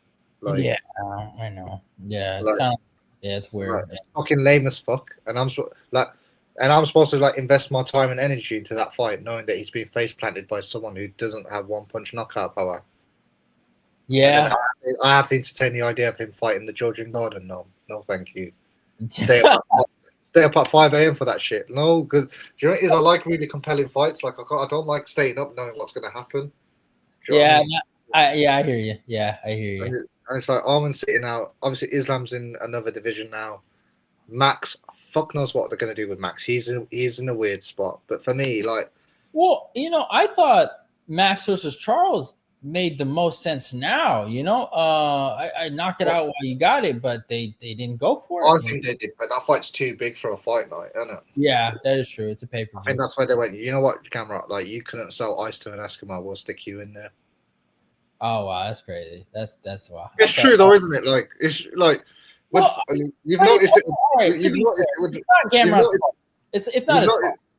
Yeah, it's not his fault. But you've noticed it with fight night shit. Unless they're going to Saudi or like Qatar or something, like unless they're going to these Arab states, they don't give us They don't give us nice fight night main events anymore. Yeah, no, that's true. And to be fair, I mean, you look at Gamrot's career, right? All right, when he lost to Dan Hooker, he was on a pretty good. Before he lost to Dan Hooker, he was on a decent run. All right, in my opinion, I thought he picked up some wins. And he was on his way to looking like the man, right? But if you look at the area where they gave him fights, right, when he fought Dos Anjos, prelims, I think when he fought Jalen Turner. Was it main? I'm not sure if it was main card, but it could have been prelims, right? Not positive on that one. And then when we fought, I'll have a look for you now, but I don't remember that being the main card fight. I think it might have been. I might give him a pass on that, but in my opinion, they have. Yeah, it was after the Bolt Nickel fight. Yeah, so it was feature fight. Oh, okay, all right, okay. They did him a favor there. Okay, I'll take it back. But my point is, when he fought on that O'Malley versus Vera card, right? He got 2 good wins, right? Fiziev, Jalen Turner, right? Well, however you feel, Fiziev was a fight night main event. You know what I'm saying? They did him the biggest disservice in the fucking world when he fought Dos Anjos and they put him on the prelims. You know what I'm saying? You killed all his hype or any hype he had left, right? He had that crazy performance against Arman Sarukian. However you feel, great fight, right? I do think though. I'm gonna read you the main card, and I want you to tell me what fight you would replace it with. So obviously, O'Malley Vera is the main event. Yeah. Dustin Poirier against Benoit Saint Denis. I wouldn't. No. Michael Venom Page's debut against Kevin Holland. Maybe that's the only fight. But even again, he's like the most anticipated free agent signing. Yeah. JDM versus Gilbert Burns. Oh, Or okay. Peter Yan versus Song Yadong. That's hard. Yeah, you're right. And then this is the top of the prelims. Curtis Blades and Jelton Almeida. That is true. Okay, here's what I would have done. Because I am in the Gamrot business, and The I'm not Gamrot business. and Yeah. I'm not in the JDM business at the time. I remember that fight. Yeah, don't get me wrong. I don't like Giacomo as much as you do, but you know. Yeah, I know you're right. Okay, that's fair. That's fair. I don't know. I didn't like the placement on the card. I that was one thing I still remember to this day. I felt like, and Yeah, I get what you mean. They shouldn't have had him on that card altogether if they were going to do that. But yeah, man, you just slapped him in the face, you know? yeah, because he got a top 6 win at the time as well. I think Fizzy was ranked number 6 when he beat him, and they did that to him, which you just like from a promotional standpoint, like it was no respect. I swear, it was no respect at all. They do that with kindergarten at MMA all the time. Though. They'll have Royal fight on the prelim. What did you call him? Kindergarten MMA because it's like they're kid sized, aren't they? So that's crazy. Yeah, it's just like they do that with the 125ers all the time though. But all right, so let's talk about the next pay per view after that. Aspinall versus Gone. Not a big fan of the card, but I like the main event though. The main event intrigues me a lot because I really do think this is a high level. Yeah, they've got the ladies fighting for the vacant mountain, haven't they? Yeah, they do. Gender over. Oh well, I mean, it's not actually kind of look at it. It's not too bad on paper. I mean, you got but it's gonna be two girls trying to grapple, and unless they get it done in the first 2 rounds where they're gonna be relatively dry, we're just gonna watch them hugging each other on the floor for 25 minutes. Yeah. So okay, let me ask you about this. I've been seeing this a little bit on Twitter. Do you think Whaley ducked the work from Verna or nah? I think given the amount of people Whaley's fought, and I think given that supposedly Tatiana Suarez was supposed to beat her and take her belt, and that didn't happen, I don't think so. Okay, all right, that's fair. But if anything, I think going up a weight class and fighting Shevchenko, I think that's the harder fight. Yeah, you're right. Yeah.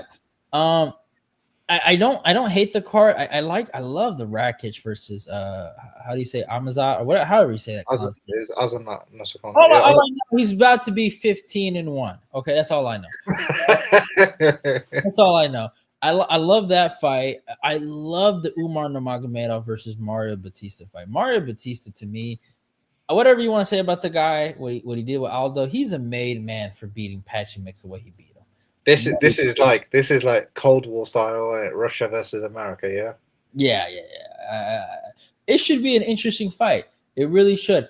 I do lean towards Umar because I do think Umar, even though, I'm going to see what his confidence level is after that Merab fight. I know for sure.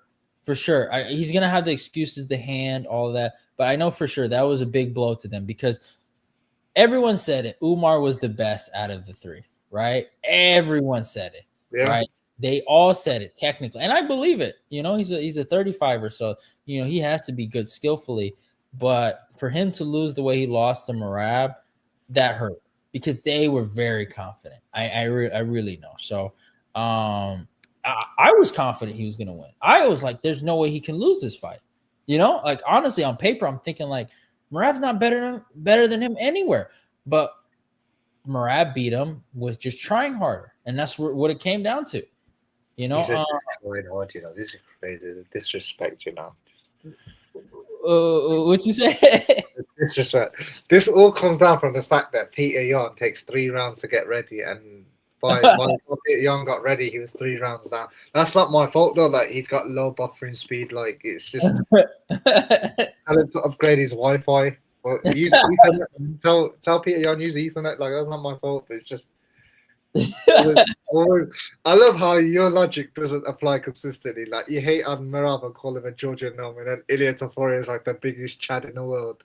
Man, he is. He's knocking people out. He's a double champ. I mean, what is there not to like?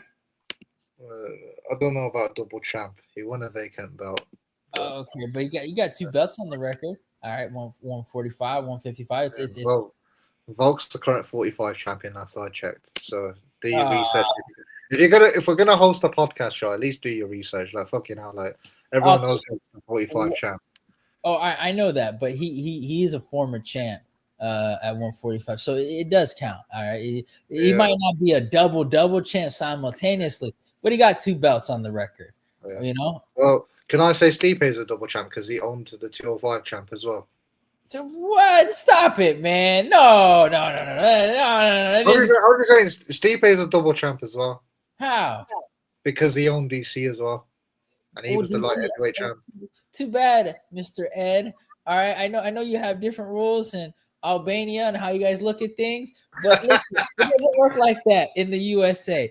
In the DC is USA. a light heavyweight. Okay, I don't EBO. even, I don't even want to talk about how things work in the USA at the minute, so we'll keep that to ourselves. but no, to go back to Umar, Yeah. it should be interesting to see how well he does with this matchup I against do Mario. like that fight though, because I've got a lot of questions about that fight. Yeah, no, for sure. Umar is, and this is a tough fight. Mario, he's game, man. He's really game. His grappling has progressively got I, better and better. And I do better. think it showed that the UFC, like, if you do them a favor, they're willing to do you a favor because, especially fighting Patchy, like, he weren't doing himself any favors, but he still took the risk and now he's being rewarded for it.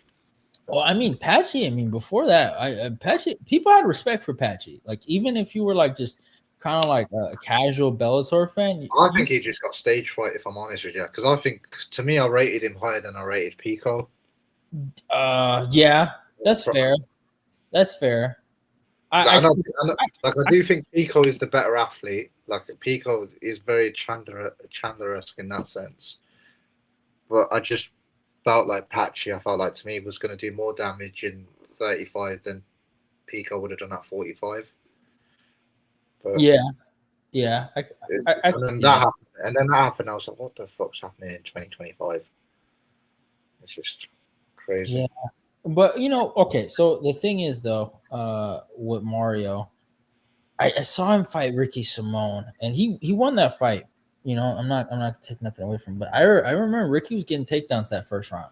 So it's gonna be one of those things like Umar's not gonna be scared to wrestle like Patchy was. There's gonna be no stage Yeah. fright. There might be a dip in confidence after the loss to Murad, but overall, I just I kind of see Umar kind of like on paper, skill for skill, he should win everywhere. I don't work besides maybe like Mario trying to out scramble him, and maybe pocket box. I don't see where he kind of beats Umar. To be fair, um, I yeah, like. I'm quite interested to see how it plays. You know what it is? Because there's open mat wrestling and there's like MMA wrestling, particularly against defense. I like to see. I think Umar's sambo background, especially with the trips and stuff, and understanding balance and everything else. We'll see how that plays a role, particularly against defense. yeah, no, for sure. And then obviously the Rakic versus 15-1. Hey, speaking of fights that should have been on the prelims, that's a fight that should have been on the prelims. Stop it, man. Stop it. First of all, you go sit down somewhere. This is the biological father of Anthony Smith, the guy to beat prime time Anthony Smith before it was cool. Okay, just saying.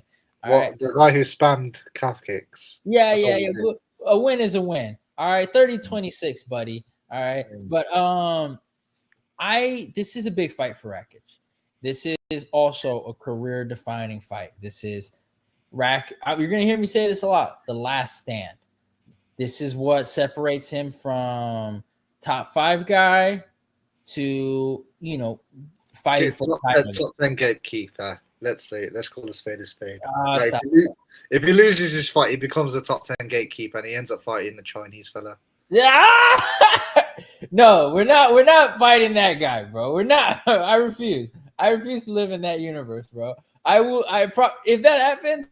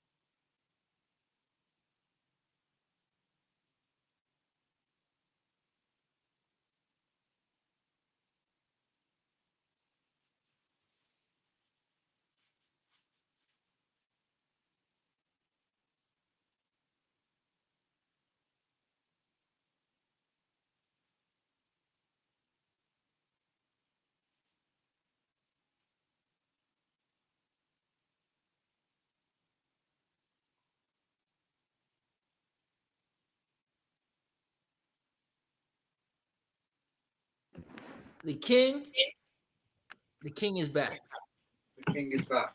Yeah, my bad, We y'all. were talking about Rakic. Ended up being cannon fodder for the top 15 and ended up potentially fighting the Chinaman. It was so What that is his take. name? I think it's Ming. That take was so bad. That's why it turned off my computer. You know what I'm Yeah. saying? It's such an evil, satanic, evil take. Evil. Why would you ever say that about the great Rakic? But yeah, no, this is a big fight for him. He really needs to win this fight. But I mean, I think it kind of plays into his kind of wheelhouse. I saw this 15-1 guy fight Tefon Nushkui or whatever his name is, some black guy, and he was getting his ass fucking whooped on. Like if you go rewatch that fight, he's kind of winning, and then he bailed him out with a flying knee. Obviously, it was a great knee by Mr. 15-1. I what's his name? Is it I think he's not the tallest of light heavyweights from what I remember. He's like 5'10" or something. yeah, chubby. Yeah, Tefon Nushkui. Yeah, Tefon Nushkui gave him that work, man. Yeah. Yeah, he caught him with a little fluky flying knee. Mr. 15-1. Yeah. I can't wait to see Rakic headline in China next year. Stop it, man. Stop it. I refuse. I refuse to listen to that. I will cancel you, Ed. I promise. You continue. I will have you canceled, bro. But yeah. No. But we got some good fights though. On this card. No, it's a decent main card. I'm not excited for that second title fight at all. Yeah, that's probably your little 30-minute nap. But yeah, what do you think about Volkov and Almeida here? You think this is Almeida's calling, or you think Volkov has cleaned up some of the wrestling? I do think he's cleaned up some of the wrestling, but I just think Volkov just looks obviously against aside from the split decision from Cyril Gane, which again wasn't his fault because I thought he won that fight. I think the whole world thought he won that fight against. Yeah. The only people in the world who didn't think he won that fight were the three schmucks who called it. But that's the story for another day. Yeah. I think he keeps it standing. I think Gelson gasses out and he picks him apart against the fence with shots. Yeah. Okay. So it's I think it'll be a round 2 finish. Yeah. I am rooting for Volkov here, but I mean the only thing with Jalton though, I haven't really seen him lose to a striker. He's been pretty good at like just out wrestling guys.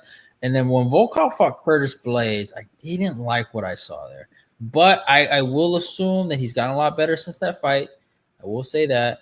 And I will obviously I'm a big Volkov guy. I do want to see him get that one back against the evil Tom Aspinall, who's ruining the heavyweight division as we speak.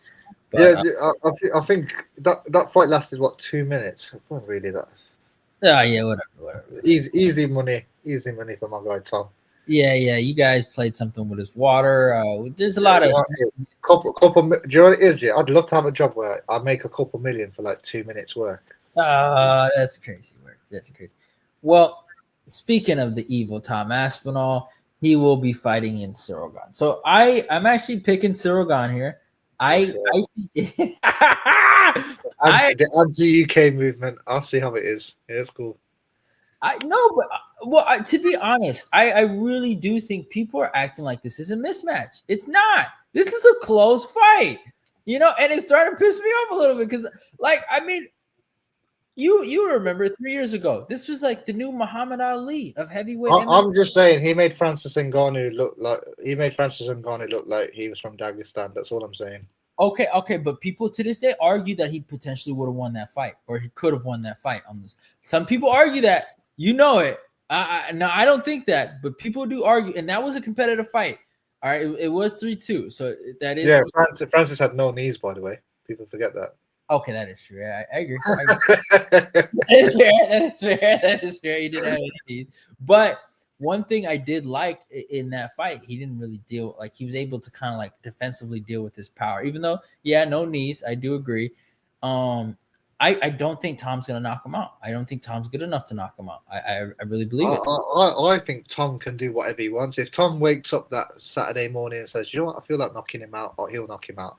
No, he's not the better striker. You cannot tell me Tom might have a boxing edge just based on like his experience. I'll give him that. Can I ask you a question? Does Cyril Gane knock out Pavlovich in 1 minute? No, but that's not his style. That's not Cyril Gane. You know that. It's 50-45. You know that. Jab, teeth, and get out. You know that. So what you're telling me is we've got a guy who's 6'5", yeah, 270 pounds to fight like GSP. But it's effective.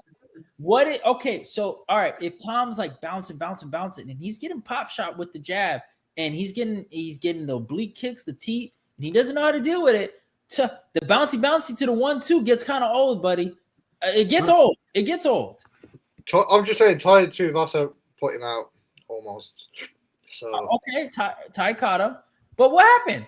Ty was face down, ass up, right? After that. All those shots were at the back of his head, by the way.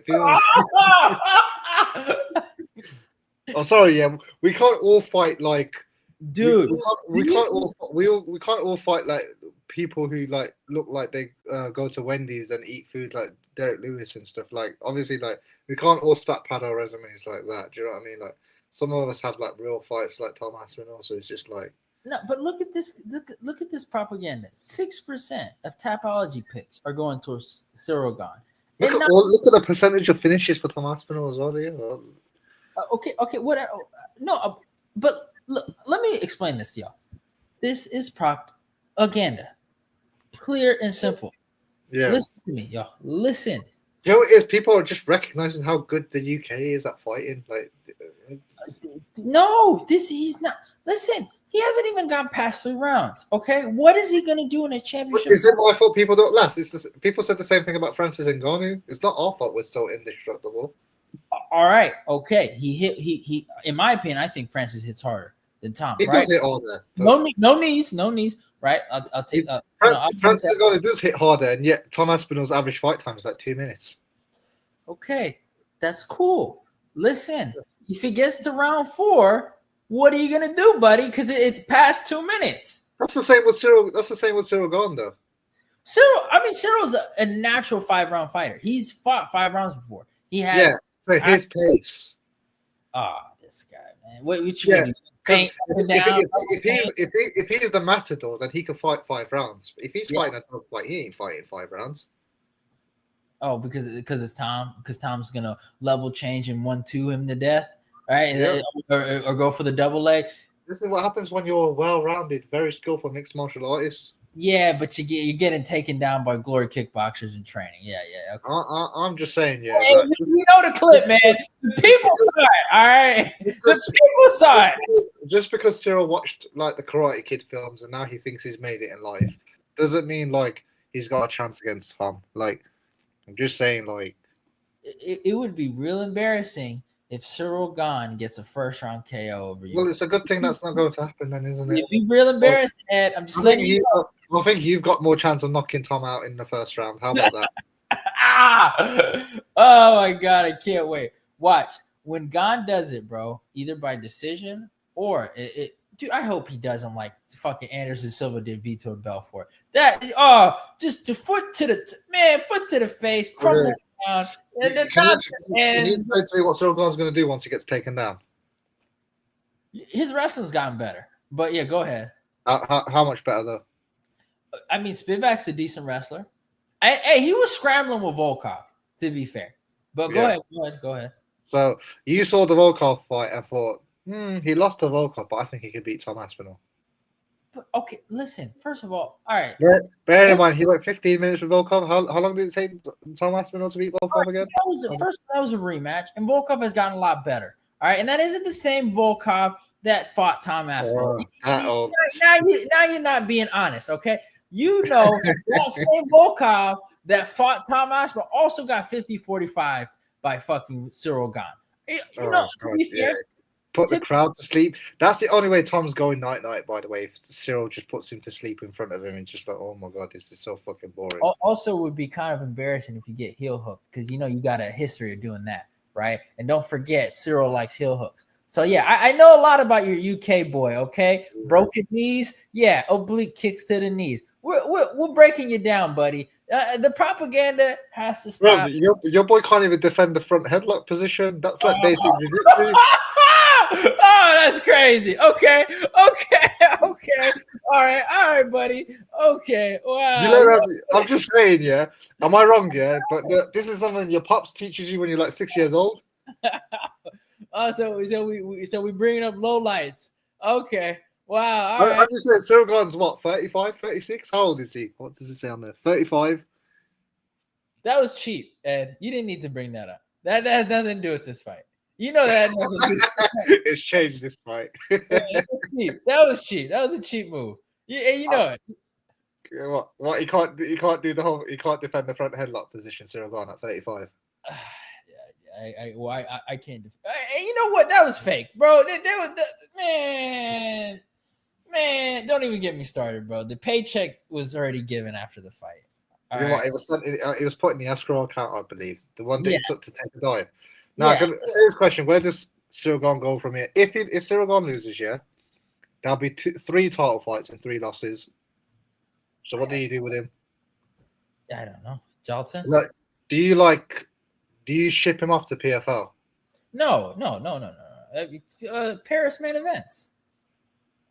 Yeah, but like, what are you gonna do? Just give him some tubby middleweight for the next 3 years? Sergey Pavlovich. I mean, he can build up Jalton Almeida. I mean, listen. All right, you can still do some. I mean, he can fight Curtis Blades. He's not. He is marketable. He took Curtis Blades for 3 years. He doesn't want to fight guys who can grapple. Yeah, I know. But listen, he's marketable. Whatever. It's basically a Wonder Boy with a French passport when you think about it. Yeah, but I mean, he's like. To be honest, they like him, and I know they like. No, they do like him. I do know that much. But he's been filming like films and doing movies and stuff. Man, he ain't a fighter like that. Like Tom's still hungry lion. He's got a bee in. He's like. I don't know if you know this expression in America, but he's got a bee in his bonnet. Like he's got a point to prove, especially after like he waited for 2 years for John Jones and John. Yeah. Talk about that. He waited 2 years, right? So he's so active. He's an active guy. You know, they're both. In terms of activity, they're both the same to me. Well, Tom fought once in 2024, twice in 2023, and twice in 2022.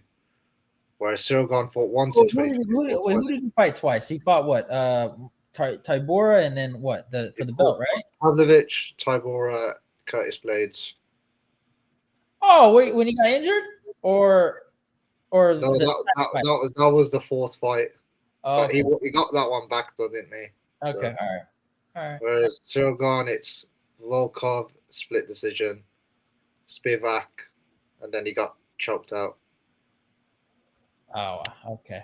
That's. I'm not gonna lie, yeah. Like all jokes aside, I thought because you and me were both hyped for that fight, him and John Jones, and you can't say we weren't. Gane and John Jones, for him to lose like that was a bit so underwhelming. It was embarrassing. It was a career-defining loss. But again, like I said, the reason why I've been honestly, if you would have asked me this fight, how I would see this fight playing out like 2 years ago, I would probably say Tom.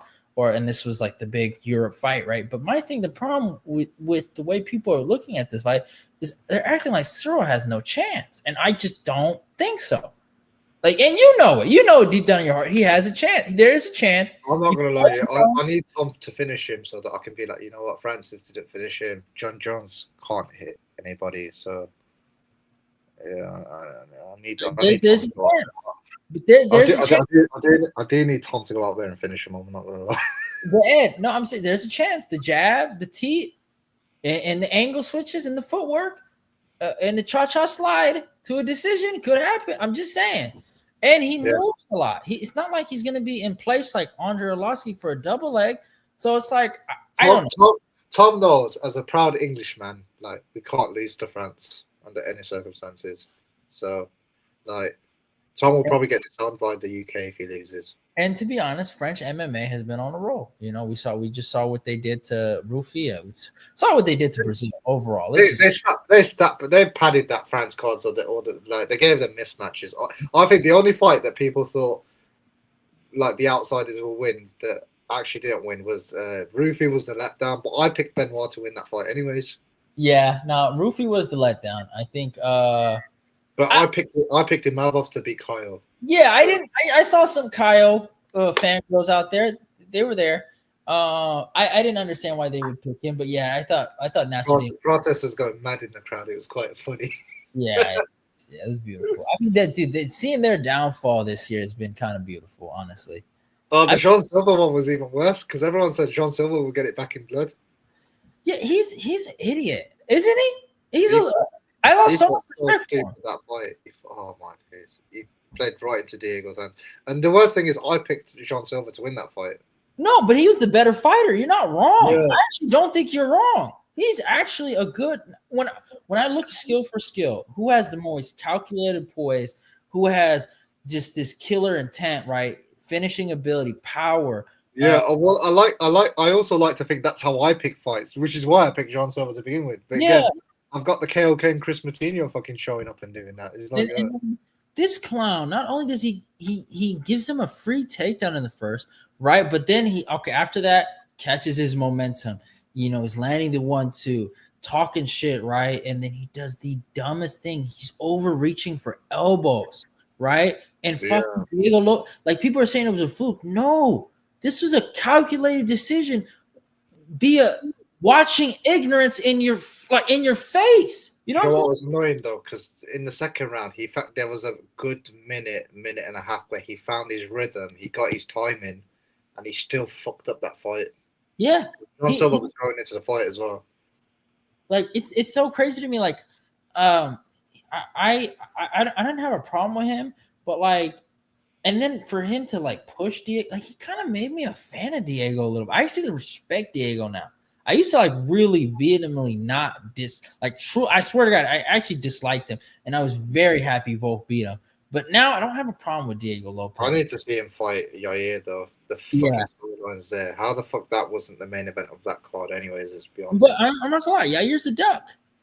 And I like Yair. Yair's my guy, but he fights one fight and then fights for a belt. That's his motto. So but Yeah, my I'll never forgive him, because the streets never got to see him and Zabit, oh yeah.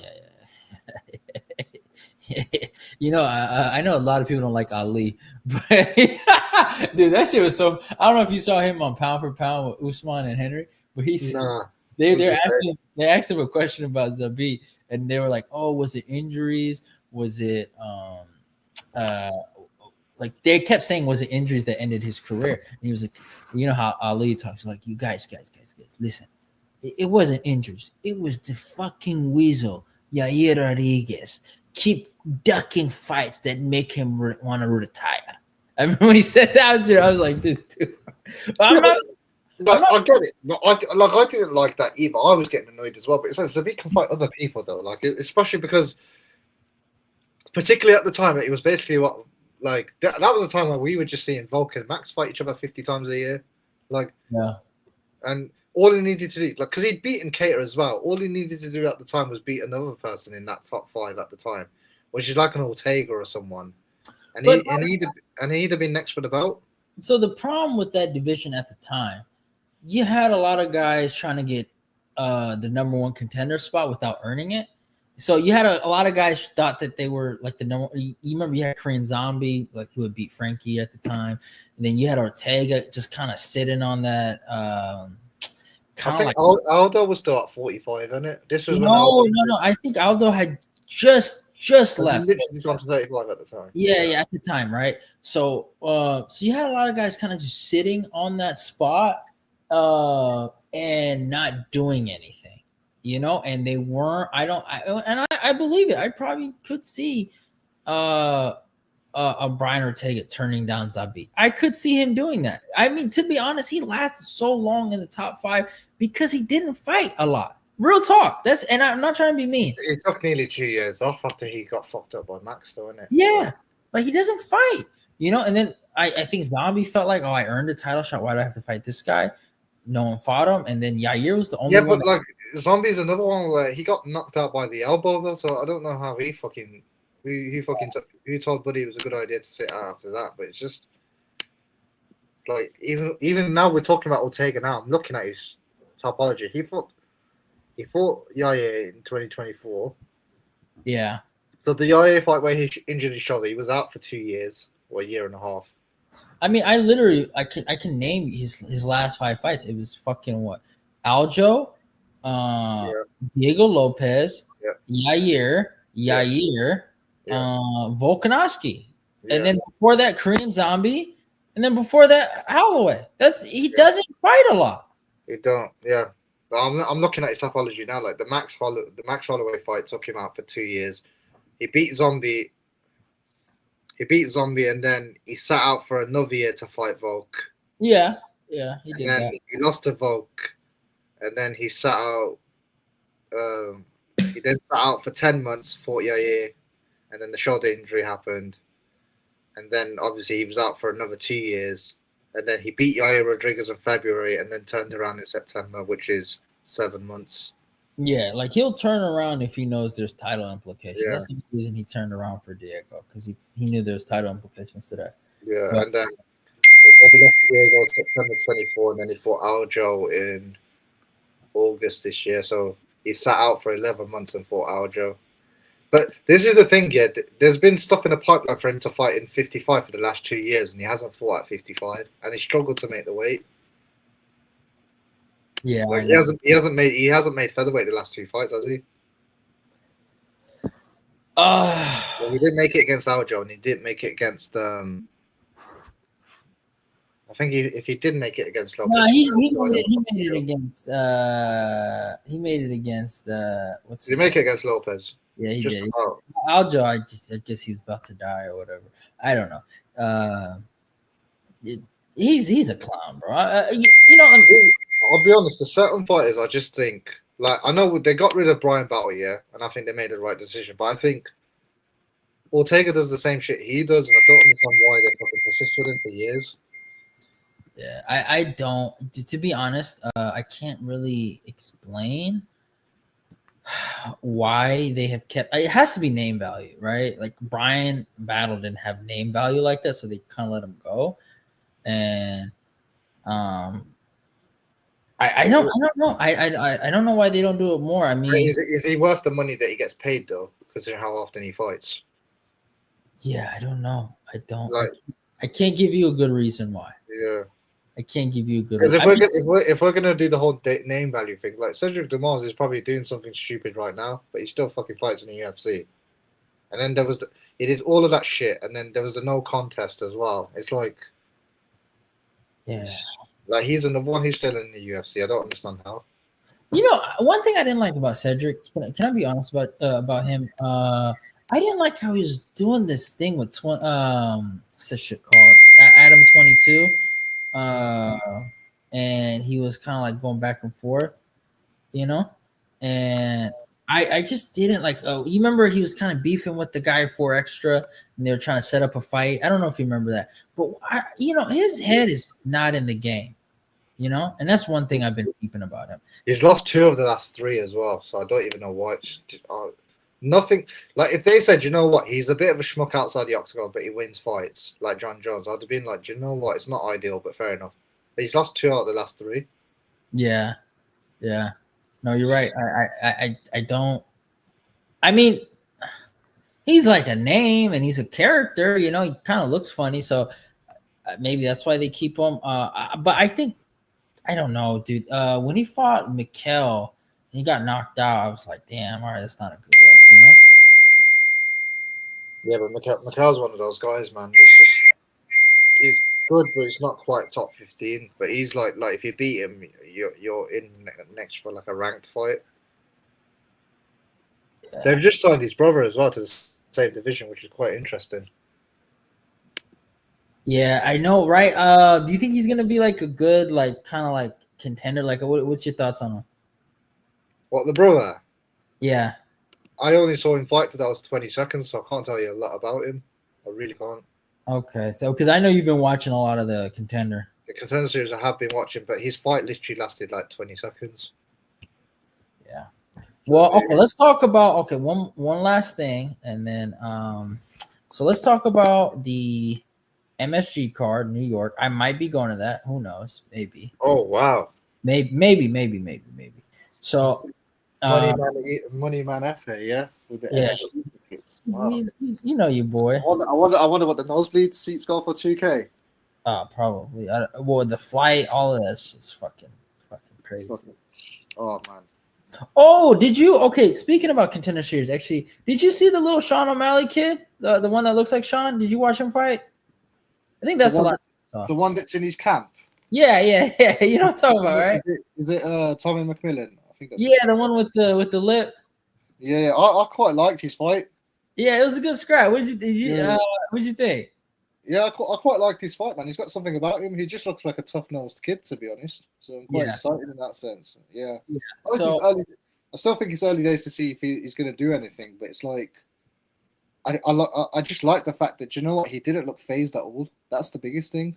Yeah, no, I just kind of was like, I thought his striking would look a little crisper because I've seen him on Instagram a few times, right? So I've been aware of him, but his takedown defense looked good and he broke him down with just good pace and just being in his face. But let's talk about UFC 322. Our guy Leon Edwards. I was talking about last stands, but if there ever was a last stand, this is it. Him versus Carlos Pratas is everything. It's make or break for me. I think. It's not even just because it's me. I just think the UFC are going to look at it like that as well.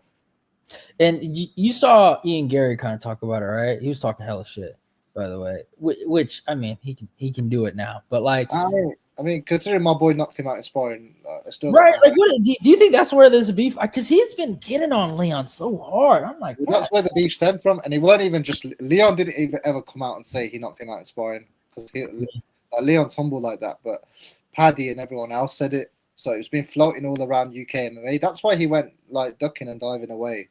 That's why Ian Gary fucked off from the UK. Like, we sent that boy packing to Brazil, you know.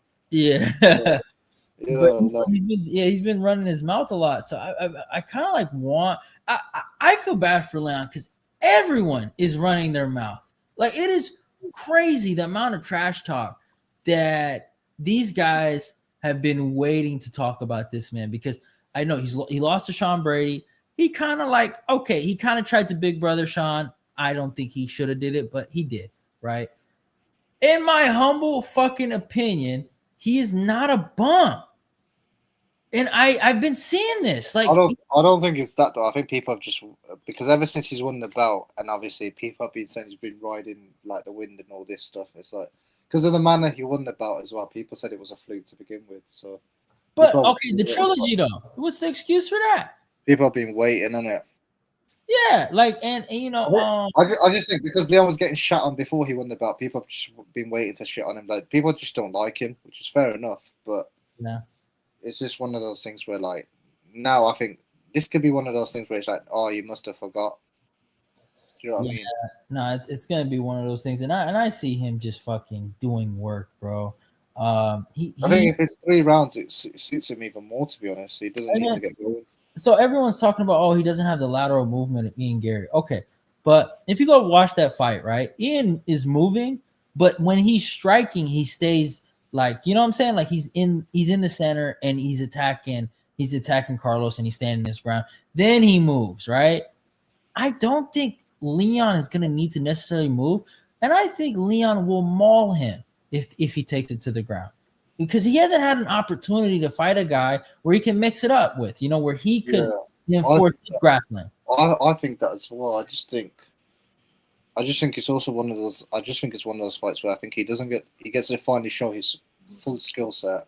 And I think recent events have shown fighting, like the fighting nerds and stuff like that. Like, I think, I'll be honest, I think his team are going to be silly if they don't mix the fight up. If they make it a pure striking battle, they're going to make it potentially risky for him. I still think he has the edge in the striking just because of his style, but yeah, no, I think he does. Pratas does have a bit of a pop in that left hand compared to the other fighters in welterweight. No, I think Pratas is he's a good striker. He's for sure a good striker. He's obviously Muay Thai based, but Leon has good hands and he has good Muay Thai fundamentals. So it's like, the way Leon, he's gonna mix it up. He's in my opinion, when he mixes it all up, he has some of the best like displays of MMA. When you go look back at his RDA performance, right? Like, yeah, it's RDA, but the way he beat RDA, through the grappling, the striking, every way. Finding elbows when you shouldn't find elbows like that. The timing, what he does, the leg kicks. Like you go watch the first 4 rounds of him versus Colby Covington. He completely dismantled Covington with leg kicks and good takedown defense, and then took him down. Right now, the 5th round was kind of like whatever, but he's a great fighter. But his IQ is always what I question. Um, I don't like the mistake he made against Brady, going for the takedown like that when he shouldn't have, right? You develop that. He has that kind of confidence in himself to do that. But against a guy like that in that kind of fight, he shouldn't have went for a takedown.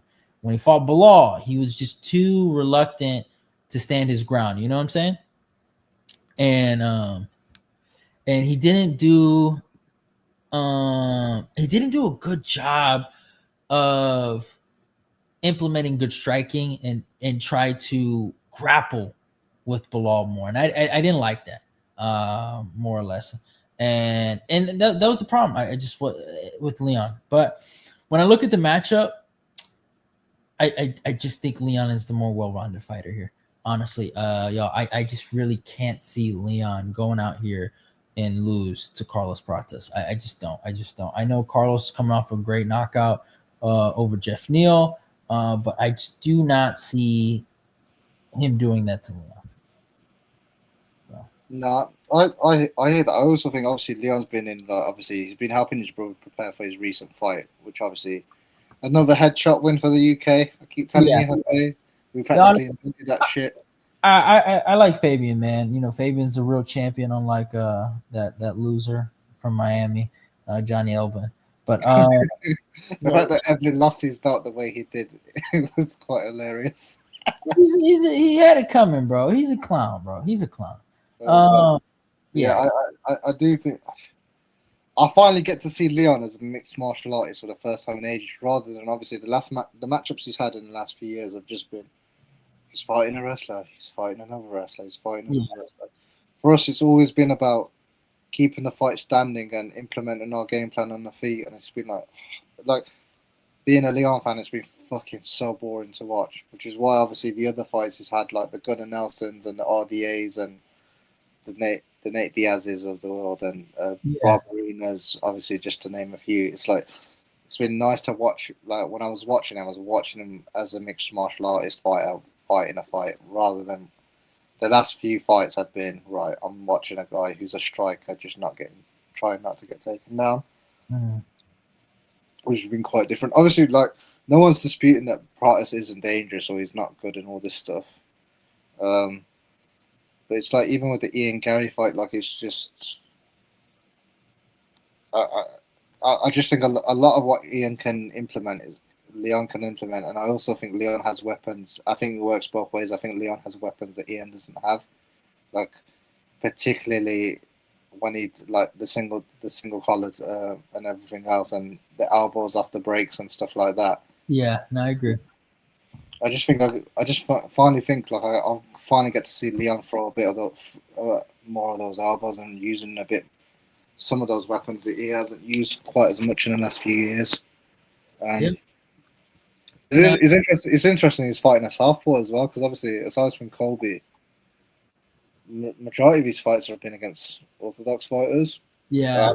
I can't remember one since Nate and RDA. So And Bilal, he liked to switch. Bilal likes to switch. So especially because he likes to wrestle from different stances and strike from yeah, different stances. So so it's he just it's a little bit of a like kind of like Bilal was kind of mixing it up on him.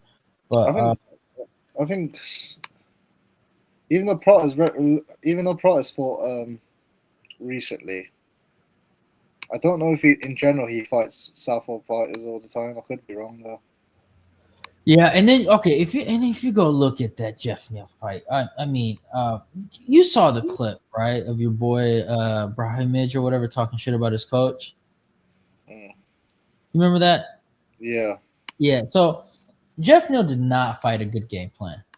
He, and especially when you're dealing with a tall, long, lanky guy like that, and he's blasting knees in the middle, and you're trying to make it dirty. Uh, he didn't do effective things, and maybe obviously like Carlos just had too much for him that day, and that's what it was. But in my Yeah. opinion, I saw he wasn't kicking back at all. He wasn't trying to make Carlos pay for those knees. You know what I'm saying? With right hands down the middle or overhands. He kind of was like jumping in and trying to do something, but he wasn't really effectively doing it. And he got outgunned there. I don't think Leon is going to be jumping and trying to you know what I'm saying, trying to get in the pocket with him. Like he's just not that kind of guy. He's gonna stand his ground. They're gonna have a bit of a Thai boxing match for a little bit. And then things gonna get implemented. Things are gonna get a little nasty. Things are gonna get a little wrestly. You know what I'm saying? Well, jiu-jitsu will be involved. Elbows will be involved. This will be an MMA fight. It won't be a fucking striking fight that he had with Jeff Neal. I was going to say, aside from Magny, he doesn't fight grapplers. Yeah, He doesn't fight anybody that really. Dude, I mean, Ian Gary, he fucking got takedowns on this guy. Like Ian Gary was the only one who really mixed up against him, and it fucking showed. I genuinely think Leon needs to mix it up. You can't watch the guys. You can't watch the Rufy fight and stuff like that and think, do you know what? You have to mix it up against these schmucks to beat them. Why play at their own game? It's just Leon needs to show why he was a champion to begin with. Yeah, no, I agree. I agree. I get it. Like maybe the fight against Marty when he won the belt, people go right. Well, he won the belt from a head kick, but he also retained the belt, having mixed martial arts performances. Like he mixed it up very well in the third fight against Kamaru Usman. Yeah, and he did the same against Colby Covington as well. So he needs to show that Leon. Yeah. Then we got a champ versus champ type of fight here versus Valentina and Weili. This is an interesting one. I don't really talk about women MMA, but this is not a bad fight. I can't lie. I was really impressed with Weili's last fight against Tatiana Suarez. She looked like a complete fighter. I'm not gonna lie. She really did. She really did. But it's crazy about the age. She's 36 and Valentina is 37. And Valentine, I gotta give her credit. I thought she was done, bro. I'm not gonna. I thought she was done after the Grasso fight, but she clawed her way fucking back to that belt, even though she's been having snooze fest ever since. Man, I'm sure, right? Fucking out. She's clearing. She's clearing out her division. So this is an interesting one, right? It's a hard one for me to pick, but I gotta go with the old lady. I'm gonna pick her. I'm gonna pick Valentina. I never thought I'd say it, but I think Valentina. I don't think she's gonna lose to the smaller girl here, and the grappling should be interesting to see how it plays out because they both like to grapple a little bit now, especially Weili after with Henry Cejudo. She likes to grapple a lot, but striking wise, I think she's gonna be a little too small. I think she's gonna try to T-Rex her way into some pocket situations, and I don't think she's gonna get it. What's the reach on both ladies? Can you scroll down for a second? Yeah. Thank you. It's not crazy, 65 to 63. It's not crazy. But I mean, Weili likes to bounce, right? Like she caught Tatiana, right? Like she caught her on when she rocked her, she kind of caught her on that bounce. But I don't think Valentina's gonna get caught. The only fight I think about is when Valentina fought Joanna years ago, when Joanna moved up to fight for the vacant flyweight. Yeah. I think it's gonna be like that. Yeah, that's a great That's the fight that I'm thinking about. I think Weili has a bit more pop than Joanna does. Yeah. But I do think the speed will carry over because this happens with these champ versus champ fights where the smaller schmuck comes up to fight upper weight class. But I think particularly if Weili throws something like a spinning attack and Valentina trips her up and throws her to the ground, I think it'll be interesting. But I think Weili won't be afraid to be on the ground. But I think Valentina, particularly the last two Grasso fights, she grappled a bit more as well. Yeah. I think if you're giving Weili something else to think about, it opens up more things on the feet. Yeah, for sure. No, I agree. I agree with that. I do think Valentina, especially when Valentina, she spams that crucifix position. You're in trouble, man. Yeah, no, I agree. I can't see either of them getting finished though. I just think it's going to be like any other women's title fight, which will be a decision. Yeah. And then let's talk about the main event a little bit, man. Islam Makhachev, Jack Della Maddalena. How do you see this fight? Do you think Islam? You think he carries over? Like 20 pounds, bro. I mean, Well, not 20, but it's like 15 pounds, Yeah, right? it's 15 minutes, but it's a significant. Yeah, it's a big jump, you know. It's a big jump compared to the other 10-pound weight classes. Yeah. So do you think it carries? I mean, he's big. He's a big guy, and Jack isn't the biggest imposing guy, but he's a real welterweight, you know. Um, I still think Jack beats him because he fought Bilal and he fought like a lesser version of him and he got ready for it. And I think Islam got a taste for the striking against Poirier. I think it will be interesting to see what they do because I don't think they're that stupid to make the same mistake twice. But Mm. I don't know what I have a feeling Jack sends it back to 155. You know, I just I think Jack does a really good job of extending his shots. It's one thing I like about what he's punching. He's not like I wouldn't say he's the fastest boxer in the UFC. I wouldn't say he's like the cleanest on the pads, but when he actually fights, he really extends that 1-2. He extends his crosses. He gives that shoulder, you know. And I I think he's gonna pop shot Islam to a finish. Yeah, I think he's gonna break Islam. I really do. Um, should be interesting, but I do see Islam wrestling early here. And I do wonder, will Islam do the right things to put on the weight? Because sometimes when you go up in weight, right? Like everyone talks about it. Either you have these sensational performances or you don't put on the weight the right way. So Yeah, no, I get that. I think 10. I'll be honest. In my opinion, I don't think 10 months is enough for Islam to put on the weight. And I yeah, also think I don't think he was preparing from February onwards for this fight because I think Islam had to wait for the JDM fight with yeah. Bilal to play out for him to know if he's going to fight at 55 or 170. So I think he's had even less time to prepare in that sense. But I think as well as much as JDM's learned obviously the defense and everything else, I think there's a difference between learning it in 5 months or whatever compared to a guy who's been doing it all his life. Yeah.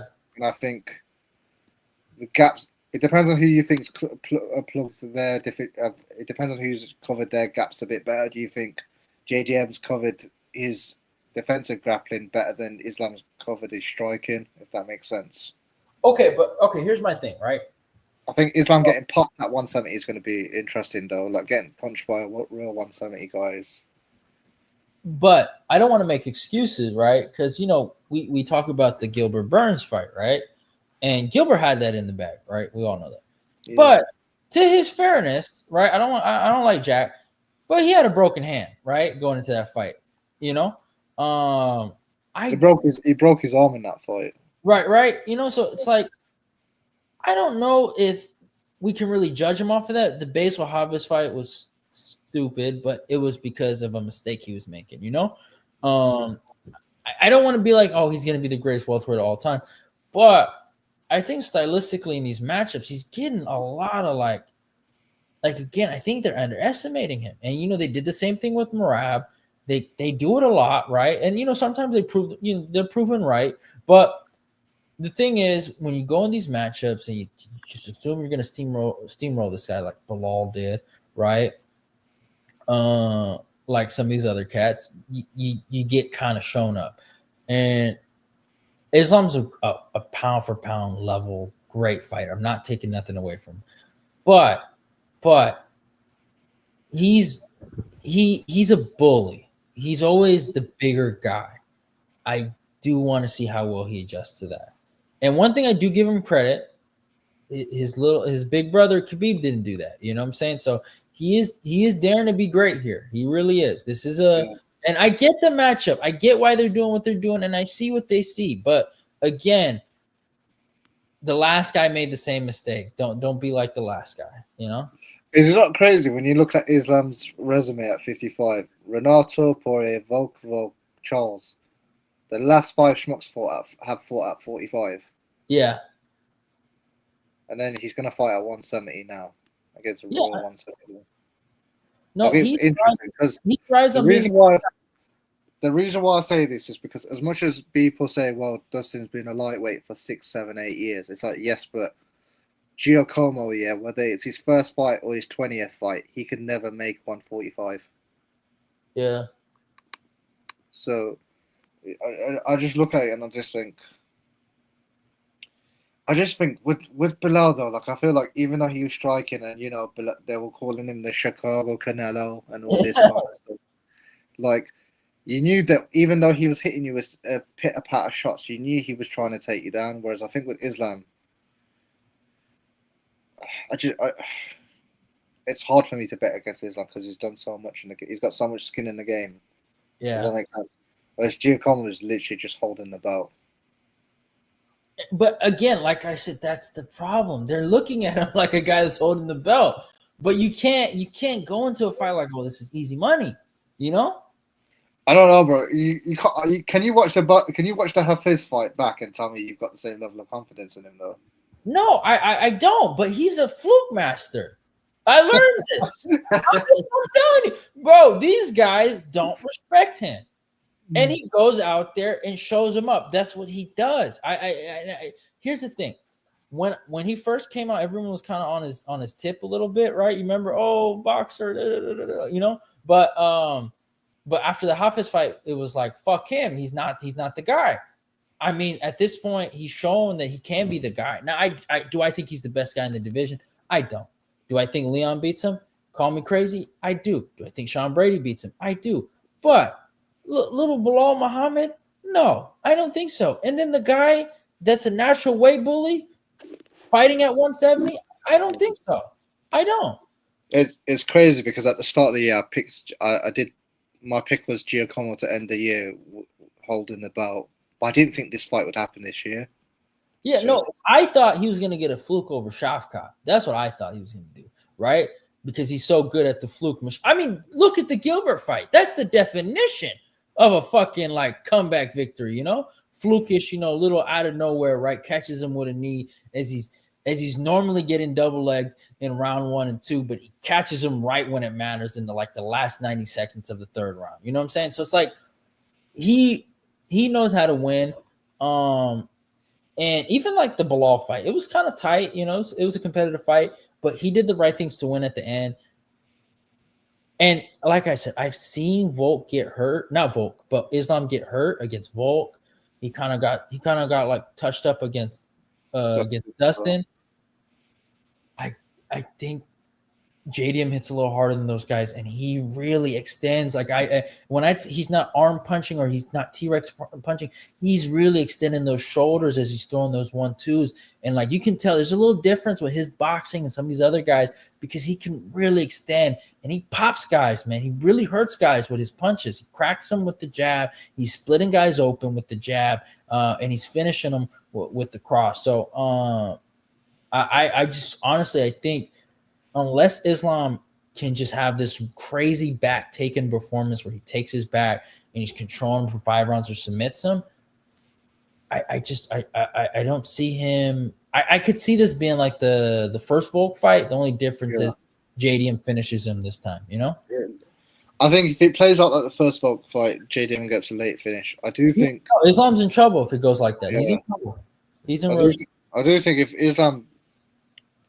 My thing with Islam is we know how skilled he is and how he's pound for pound number 1, but I feel like he goes out there to constantly need to prove it. You just need to go and get the W.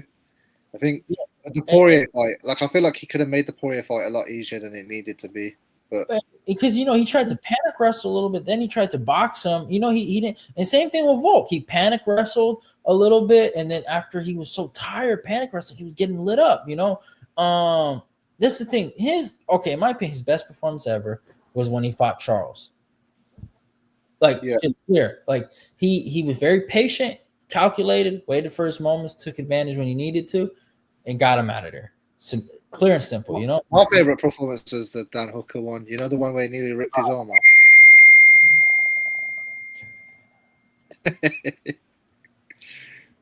No, but I get what you're saying. You didn't need to say that, bro. That wasn't necessary. No, but it was an impressive Kimura. No, how often do we see Kimuras? Yeah, you can shove that Kimura up your ass. All right. Yeah, how you like that one? All right, that you didn't need to bring that up, bro. No one even remembers that fucking fight. Okay. All right. No, it's one of the most forgettable fights you could ever bring up. But whatever. I'm just saying you brought up Bisping and Dan Henderson, and that was in the Stone Ages. So they got that way you will. They got a logo. There's a logo for it. Fuck's sake.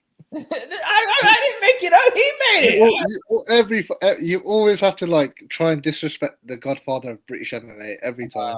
God, fuck, man. Okay, all right.